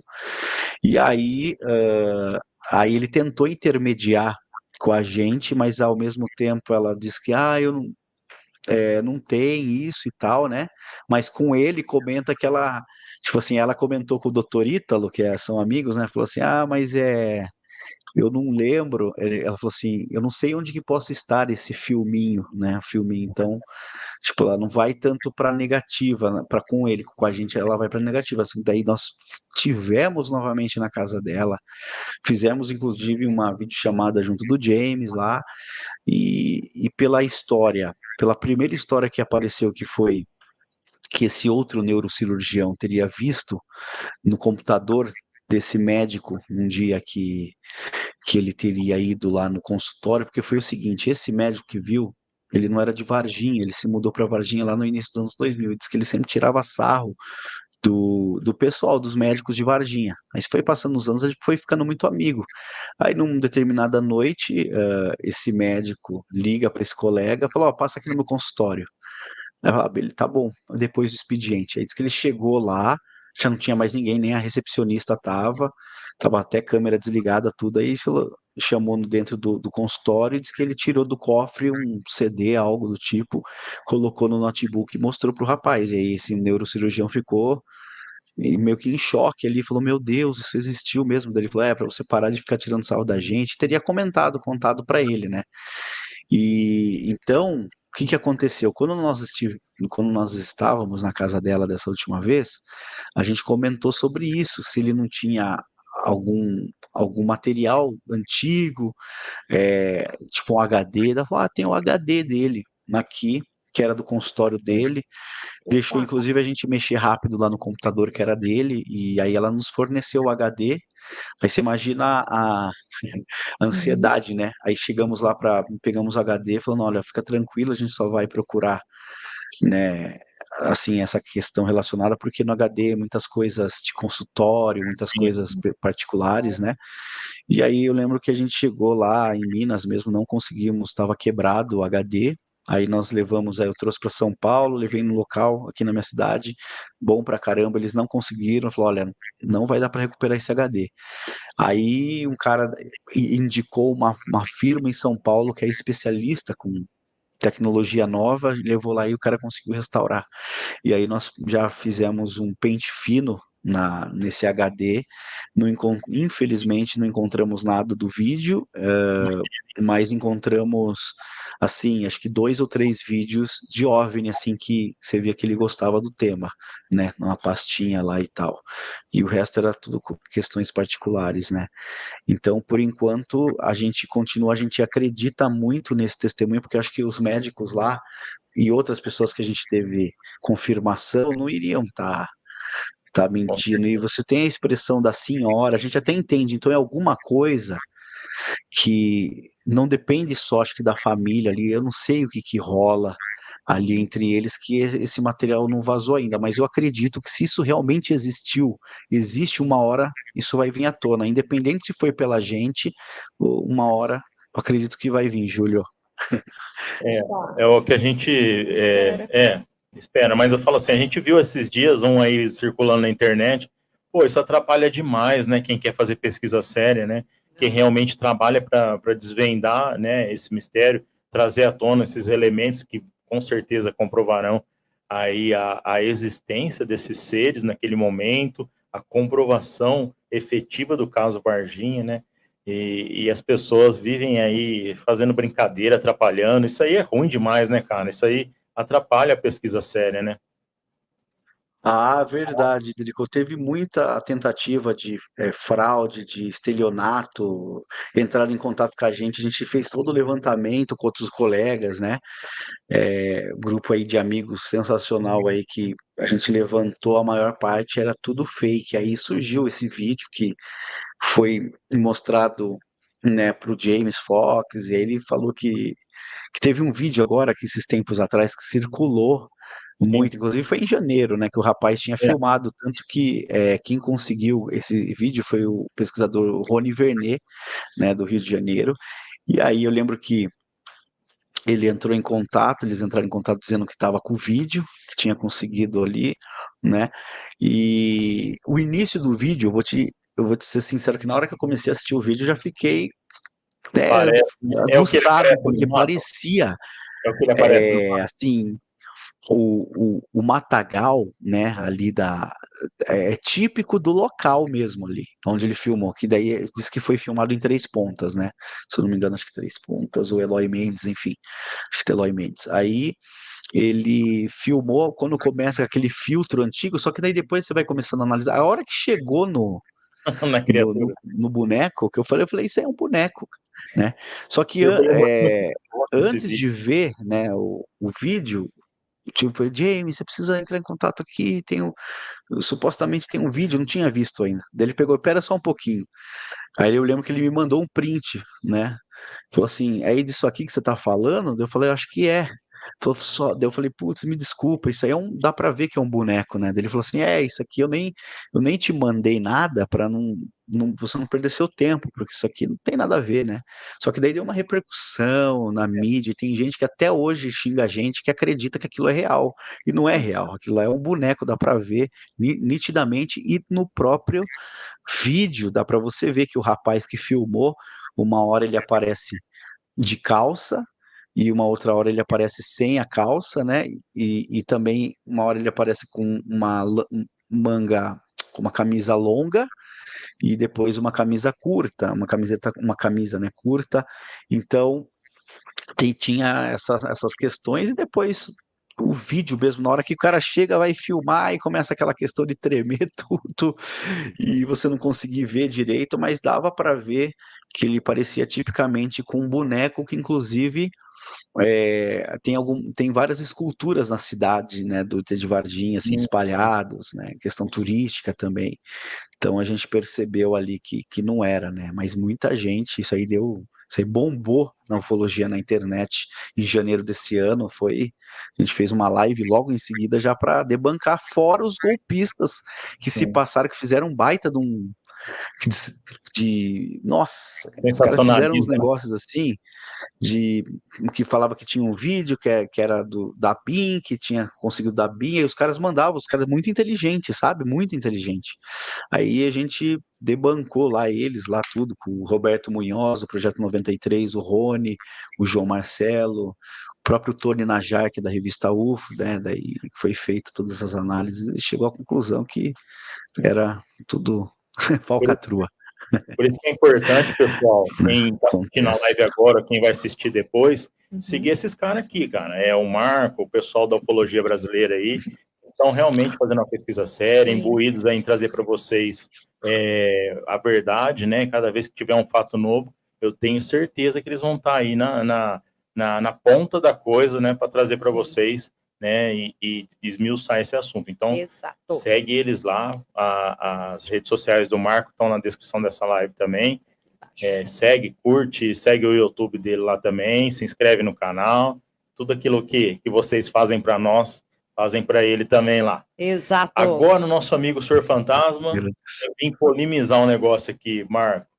Ele falou assim, o que achou do que o Birajara disse recentemente sobre o caso? Aí, ó, já tá querendo criar polêmica, o Senhor Fantasma. Um abraço, Senhor Fantasma. Mas isso aí não tem como, todo mundo pergunta, mas eu acho pertinente, até eu acho que se eu tivesse do lado de lá também, eu falei, mas o que tá acontecendo, que o Birajara tá falando ao contrário agora, né? Assim, eu respeito muito o Birajara, ele nos ajudou muito com a cobertura de imagens para o documentário, sempre nos deu dicas, inclusive, de testemunhas, só que ali é uma questão particular dele, né? Tanto que quando nós gravamos uma entrevista com ele, essa última, eu achei que ia ser alguma coisa, vamos dizer assim, que ele ia falar alguma coisa meio que a favor, mas aí para mim foi uma decepção. Até brinquei com o doutor Ubirajara, falei, poxa, não acredito, né? E aí muita gente da ufologia ficou brava, mas ele foi o descobridor do caso, né? Ele deve ter ali as razões pessoais dele, né? De tá falando, né, um pouco das coisas. Ele diz que nunca negou o caso Varginha, nunca desacreditou as meninas e tal, mas que ele não teria evidências assim cabais para estar divulgando isso, né? Eu respeito muito ele, por mais que muita gente ficou bravo, inclusive de bravo de a gente ter feito a entrevista e divulgado, mas é o nosso papel, né? Papel de investigador repórter, independente da opinião alheia, a gente não pode assim, só ir a favor, né, das coisas e por mais respeito a ele, que nos ajudou muito, e então, assim, para mim, eu falo para ele, ó, Bira, você pode ter essa sua convicção, mas eu tenho a minha convicção que aconteceu sim, não é possível, não é possível, é tanta coisa e tal, né? Aí fica esse respeito mútuo, né? Essas são divergências de pensamentos, né? O estranho que chocou é porque ele é o descobridor do caso e que, se vocês verem as entrevistas, né? Ele foi, na verdade, um dos nossos influenciadores, ele, o Pacatini, tipo, quando era criança, eu via ele na TV, falava, nossa, e acompanhava tudo, né? O Goulart, tem o Comando da Madrugada, inclusive tá no nosso canal, que é da época do saudoso Goulart de Andrade, vários outros reportagens que ele falava, assim, que falavam uma... Inclusive tem no nosso canal um debate histórico da CBN de Campinas, de 2005, que ele debateu com o Badam Palhares, e você percebe que o próprio repórter, ele tá, em vez de ele tá, como que fala, assim, tipo, pendendo para o lado, ele estava pendendo mais para o lado do Badam, assim, e o Birajara fala que colocou no bolso os dois ali, porque é um gênio na época, né? E aí hoje ele mudou assim, um pouco mudou o pensamento dele hoje. Então, assim, é um pouco frustrante, né, para a gente que gosta do assunto e vê ele falar, mas é totalmente, né, assim, respeitável. E, enfim, Acompanhar. continuamos. Se um dia eu achar essa fita, Bira, aí Às você vai vezes, ver aí da risada. Se achar, ele falou, se achar. às vezes Né? vai ter Então algum é isso, desdobramento aí né? para frente aí que a gente não, né, nesse A gente momento não a gente sabe. não entende. Mas quem sabe lá na A frente a gente gente, entende. eu falo que às vezes a gente, né, tem amizade, mas às vezes a gente nem sabe o que a pessoa passou nesses anos todos, o que ocorreu, né? Porque vocês lembram, em 96 isso aí, mas bateu Sim, demais, assim, né? Foi muito divulgado isso no Brasil inteiro, no exterior também, na época, né? esse pessoal que E o gostava legal é que agora principalmente. veio de novo à tona, os outros pesquisadores, enfim, então estamos aí na luta, porque o caso Varginha, ele é um caso recente ainda, onde a maioria das testemunhas estão vivas, né? E ele Uhum. ele é considerado o Roswell brasileiro por ter as semelhanças com o caso Roswell, né, que é um caso número 1 do mundo, e acho que por isso também que os americanos se interessaram muito, né, pelo número de testemunhas. O James Fox também se interessou muito por ser um documentário onde você pôde ainda encontrar muitas das testemunhas vivas, que é ao contrário de Roswell, né? Então, vamos dizer, um caso totalmente recente aí, né? Legal demais. E partindo aí da polêmica aí que o nosso amigo Fantasma levantou, eu queria saber se vocês sofreram algum tipo de ameaça, algum cerceamento aí por parte das autoridades. O MIB visitou vocês? Como é que foi? Teve alguma coisa nesse sentido? Então, não, graças a Deus, nada ainda, não tivemos nenhum problema, né? Assim, a única coisa, assim, assim, que você pode achar meio estranha é que algumas pessoas que a gente chegava, principalmente da área militar, parece que já sabia que a gente estava mexendo com isso, um avisava o outro. Eu não sei se houve até tentativa de S2 é Serviço de Inteligência do Exército, se encontrar com a gente para contar uma versão que foge um pouco do que a gente acha que é, por mais o cara ter lá, não, eu participei disso, aconteceu isso, aquilo, a gente não divulgou isso, nem trouxemos para o documentário como um caso, vamos dizer assim, podia até explorar se quisesse fazer entretenimento, ia ficar do caramba, um S2 falando, tipo, né, mas essa não é a finalidade. Então, teve algumas coisas assim, por parte dos militares que a gente entrava em contato e o pessoal parece que já sabia, né, que estava entrando, por exemplo, teve um exemplo, ligamos para o Capitão Ramírez, aí o Capitão Ramírez atendeu, falou, ô Ramírez, né, aí ele falou assim, não tem ninguém com esse nome aqui. Ah, não, mas não tem ninguém com esse nome, pegou e desligou. Daí depois um outro amigo que ligou do DDD do estado dele, Aí ele atendeu, falou, Ramírez, ele pôs não, né? E tal. Eu Ah, falei, mas como que ele sabia que a gente ia ligar para ele? Umas coisas assim, meio que. Porque talvez você via que um estava comunicando entre eles, porque a gente sim. estava fazendo essa revisita do caso.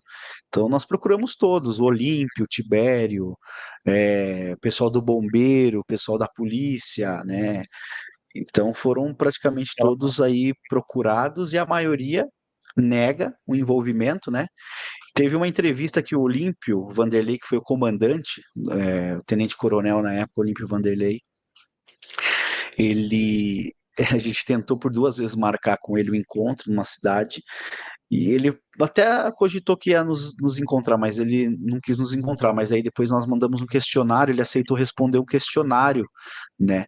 E o que mais chamou atenção, assim, nas perguntas, óbvio que todas isso aí também tá descrito, tá narrado lá no canal, essa do Olímpio. O que mais me chamou atenção foi a primeira resposta, a primeira pergunta com a primeira resposta. Todas as outras ele nega, ele fala que não teve envolvimento.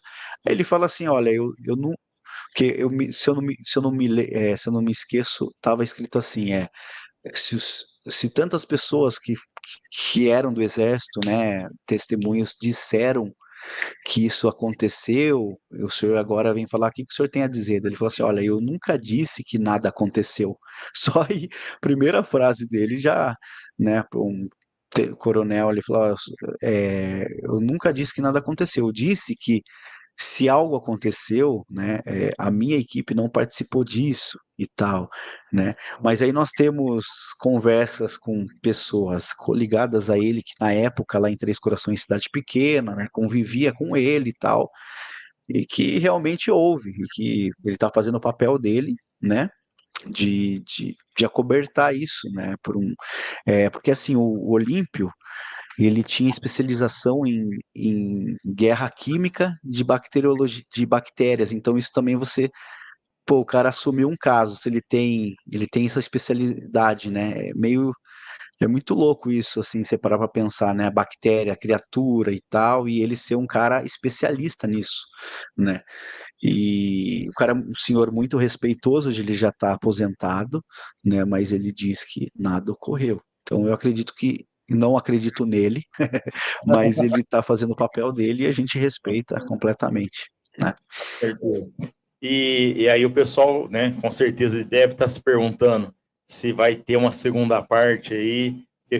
Faltou, que nem você disse, né, algumas coisas para entrar, né? Com certeza já vão surgir casos novos aí, de pessoas querendo falar sobre isso, né, de alguma forma. À medida que isso vai entrando novamente na mídia, as pessoas vão ficando mais à vontade para conversar, sabem que vocês são pessoas sérias também. Uhum. Tem aí a questão do atrativo aí do James Fox também, querendo ou não, isso motiva as pessoas também, né? Às vezes é uma forma, né? Olha, eu tô chegando a uma certa idade da minha vida e eu preciso de um pé de meia, alguma coisa assim, eu vou aceitar essa grana e vou falar. Tem planos para isso? Então, tem planos, a gente continua, né, ainda as investigações, assim, é, como com o documentário sendo cada vez mais, né, passando o tempo, eu acho que outras pessoas vão vir a corroborar, a colaborar com isso. Aconteceu já, como eu disse, né, coisas assim, que nunca imaginava que ia acontecer, um médico vir falar que viu mesmo, afirmar tudo. E teve também uma coisa muito interessante, que logo quando a gente estava gravando, a gente teve uma live de controladores de tráfego aéreo, da Força Aérea, onde eles estavam comentando coisas de OVNIs, assim, aí teve o Marcos Feres, que era um controlador de tráfego aéreo, que trabalhava na torre, né, de Congonhas, se eu não me engano, junto com o Manuel Buenas, que é o rapaz que a gente entrevista, que eu não sei se você lembra que falou que os americanos pousaram, depois foram sentido ignorado, né? Aquele senhor que fala rapidamente, ele trabalhava com o Marcos Feres, mas ali que não deu muito bem para explicar, o Marcos também não quis participar diretamente, falou, Manu, falou pro Buenas, fala você aí, fala por mim aí e tal, né? E daí que ele comenta que no dia 20 de janeiro, 21 de janeiro, esse Marcos Feres junto com o Mano Buenas, eles estavam lá na cabine, e aí chegou, eles perceberam no radar que estava entrando um avião, né, estrangeiro de fora e que não tinha autorização, eles chamam de AVOEM, que é um protocolo que eles utilizam, o Avoen, que seria para eles teriam que ter ali para acompanhar e ter o protocolo que estava vindo. Então ele falou: Meu Deus do céu, tá entrando um avião aqui, não sei o que é. Se preocuparam com terrorismo e tal. Aí ia ligar para a Defesa Aérea e logo entrou o chefe deles lá e falou: Olha, Marcos, esqueci, Férez, esqueci de lançar aí, tá entrando um avião da USAF. Eles estão vindo para cá, mas eu esqueci de informar a Defesa Aérea. Fica tranquilo, não precisa informar não, só fica de olho aí no radar para ver onde que eles vão pousar, né? Aí tudo bem. Aí diz que o Férez ficou lá, a princípio eles iam pousar em Guarulhos, aí diz que acho que meia hora, 40 minutos antes, eles pedem autorização, né, para a torre de controle para pousar em Campinas.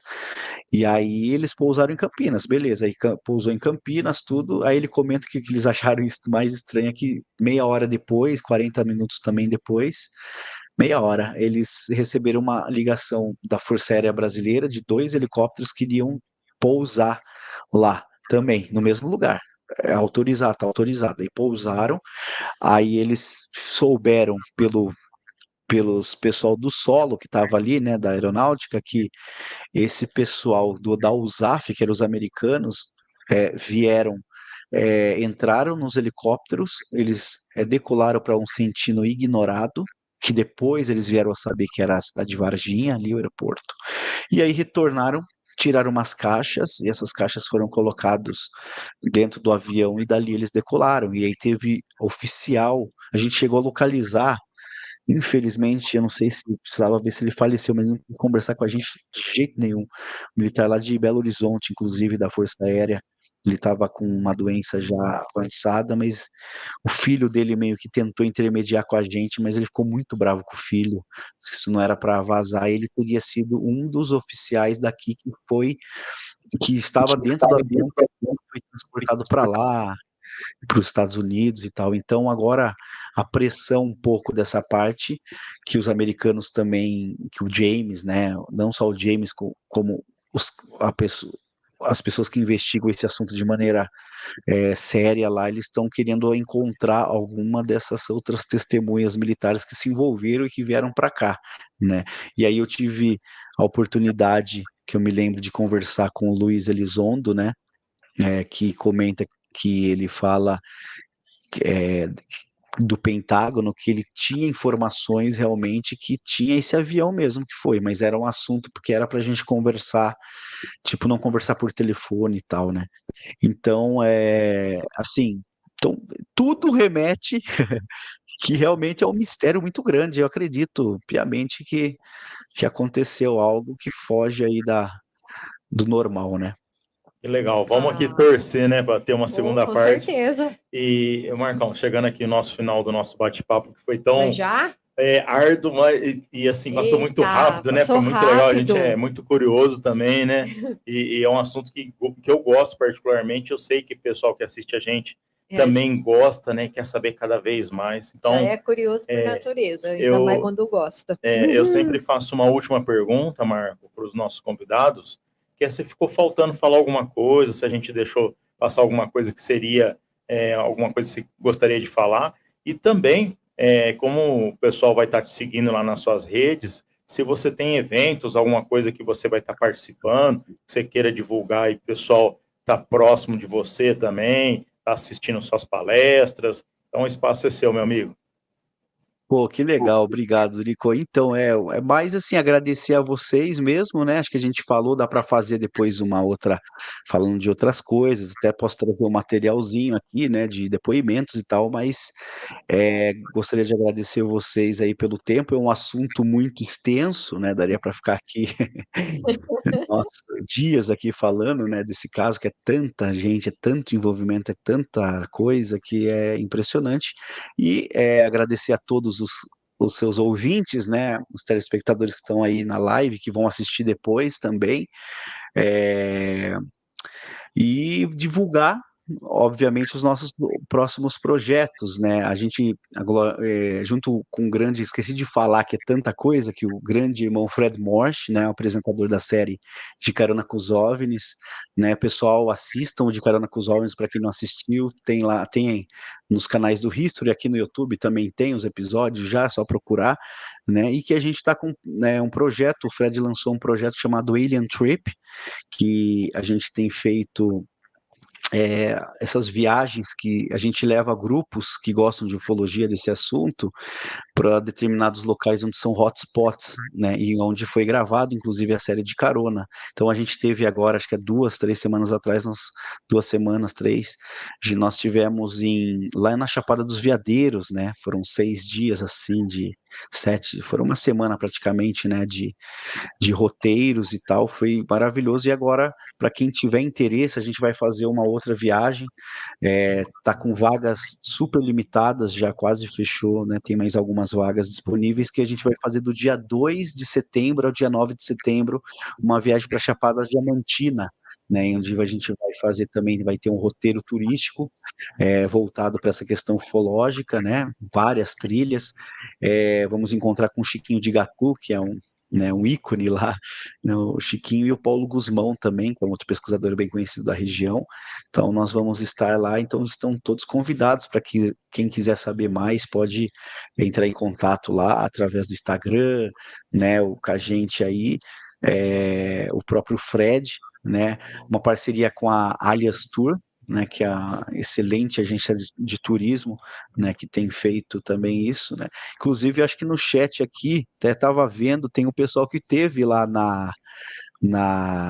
lá com a gente agora, acho que a Clair aqui, querida Clair, disse que vai para, ela parece que comentou que vai também lá para a Chapada Diamantina, né, acho que tem a Ana Marta também, que teve lá, foi assim, um grupo de 17 pessoas fantástico, assim, passou tão rápido, né, então as pessoas que tiverem interesse, vale muito a pena, né? E também convidar, agora a gente vai ter um evento que eu com o Saga, né, o Sucellington Saga, estaremos lá na Serra da Beleza, no Rio de Janeiro, no dia 12 e dia 13 agora de julho, né, nós vamos fazer uma palestra lá e fazer as vigílias, né, e tem bastante gente, então estão todos convidados para ir lá, é um local fantástico, de avistamentos de OVNIs, né, o Marco Petit foi um grande pesquisador que iniciou toda essa investigação lá na Serra da Beleza, né, e está escrevendo um segundo livro sobre a Serra da Beleza, e tem outros colegas também que pesquisam lá, investigam, né, o Arthur Sérgio Neto, a gente vai estar no evento lá, no restaurante Beleza da Serra, que é um restaurante sensacional, que é um camping também, e tem também hospedagens, assim, de chalé e iglus, né, e é um ponto que fica num ponto alto de frente, é um platô, na verdade, de frente para a serra, então é bem ermo, para quem gosta de céu estrelado, lá é maravilhoso, porque dependendo a gente depois sobe para o segundo platô, que daí você não vê quase iluminação nenhuma ali, então é um lugar fantástico, então estão todos convidados, e qualquer informação também está lá nas nossas redes, né?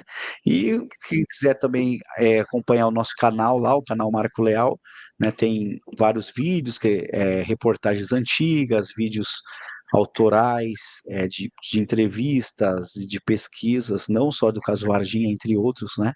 E que vocês podem estar conferindo lá, né? Então, gostaria de agradecer você, Drico, né? Você, Mona, aí pela essa paciência aí de falar sobre esse caso aí que é interessantíssimo, né? Então, foi um prazer receber você, meu amigo. Eu te estimo bastante, nós nos conhecemos recentemente, mas eu acompanho seu trabalho já desde algum tempo, né? E parabéns por tudo, parabéns pelo documentário. Gente, vai lá assistir, cara. Vocês precisam assistir esse documentário. Vale a pena. Ele é perfeito. Vocês vão ver só que legal que é, quantas coisas legais que esse pessoal do James Fox, do nosso amigo Marcão, trouxeram para nós, muita essa riqueza de detalhes, então é maravilhoso, vai assistir, também assiste o De Carona com os OVNIs também, do nosso amigo Fred Morsch, colaboração aqui do nosso amigo Marcão também, assista, super legal também, tem no YouTube aí, super legal, vocês vão conhecer lá, é o Chiquinho, né, lá de Gatu, Chiquinho né? de Gatu. É um ser humano fantástico. Tem um conhecimento por exemplo, de cura com ervas medicinais, tipo para renite, artrite, artrose, umas coisas. Ele é fantástico, ele tem uma sabedoria muito grande, Chiquinho, vale muito a pena. Um ser humano fantástico. Tem entrevista dele também completa lá no nosso canal lá, que é o OVNIs na Chapada Diamantina, né? Que foi quando a gente foi gravar o episódio do De Carona, aí aproveitava para fazer uns takes lá, entrevistar a galera, enfim, fantástico, né? Agradecer também todo mundo do chat aí que eu não consegui meio que falar aqui, o Rubão aí sempre com histórias, o Felipe Maia. Felipe, abração para você. Acho que nós nos vemos lá no evento da Danusa, na Cantareira, né? No Cantareira. Fábio Rezende, mais uma vez, o Cauã, estou dando uma olhada aqui os nomes, o Marcão Gurgel, colega aqui do grupo, inclusive tá me chamando para comer um espetinho agora, É isso aí, tá vendo? Depois da live. Se não der hoje, Marcão, a gente vai outro dia aí, mas um abração para você e obrigado aí pelo apoio aqui. O Ricardo Bibiano, Tatu, daqui um dos melhores tatuadores aqui da região inteira, aliás, do estado de São Paulo, tem inúmeros prêmios aí. Um abração para você, Ricardo. Vamos ver se a gente se vê em breve, hein? Maravilha. Valeu toda a galera. É isso aí. Ô, Marco, então fica convidado aqui quando você quiser vir divulgar alguma coisa, trazer alguém para conversar com a gente também. Gostaria de juntar essa galera. Eu sei que vocês estão sempre imbuídos aí em trazer o melhor da ufologia brasileira e do mundo, né, para todos nós aqui. Então, quando quiser, dá um pulinho aqui. Eu sempre vou estar lá na espreita. Se eu ver alguma coisinha, eu já vou te chamar para a gente bater um papo também. Então, muito obrigado aí. Agradecer também ao pessoal do chat que esteve aqui com a gente, pessoal que assistiu e irá assistir essa live. Exato. Compartilha com o pessoal aí, com os amigos. E muito obrigado por vocês se inscreverem no nosso canal, dar aquele joinha legal. E é um prazer sempre receber vocês aqui. Também falar que a nossa agenda nós divulgamos sempre no domingo à noite. Então, fique atento nas nossas redes sociais, que nós vamos divulgar a agenda da próxima semana. Combinado? Exato. Fechou? Opa! Fala, Marcão. Eu só esqueci de falar uma coisa, senão vão me arrancar a orelha depois. A gente começou um projeto, eu com a Ana Luísa Rinaldi, que é da Rádio Comércio Sorocaba, que é um programa chamado Hotspot, que vai todas as terças-feiras às 20h30. Né? Um canal bem novinho, que a gente tá começando lá esse programa, que é programa sobre o sobrenatural, OVNIs, assombrações e tal. Então a gente vai estar lá, então convidando a todo mundo também a acompanhar lá o Hotspot Podcast. Legal, muito bom. Valeu, gente. Valeu. Então, muito obrigado, Marco. Valeu, muito obrigado mesmo. Tchau, gente. Obrigada, pessoal. Tchau, tchau. Até mais. Tchau, tchau.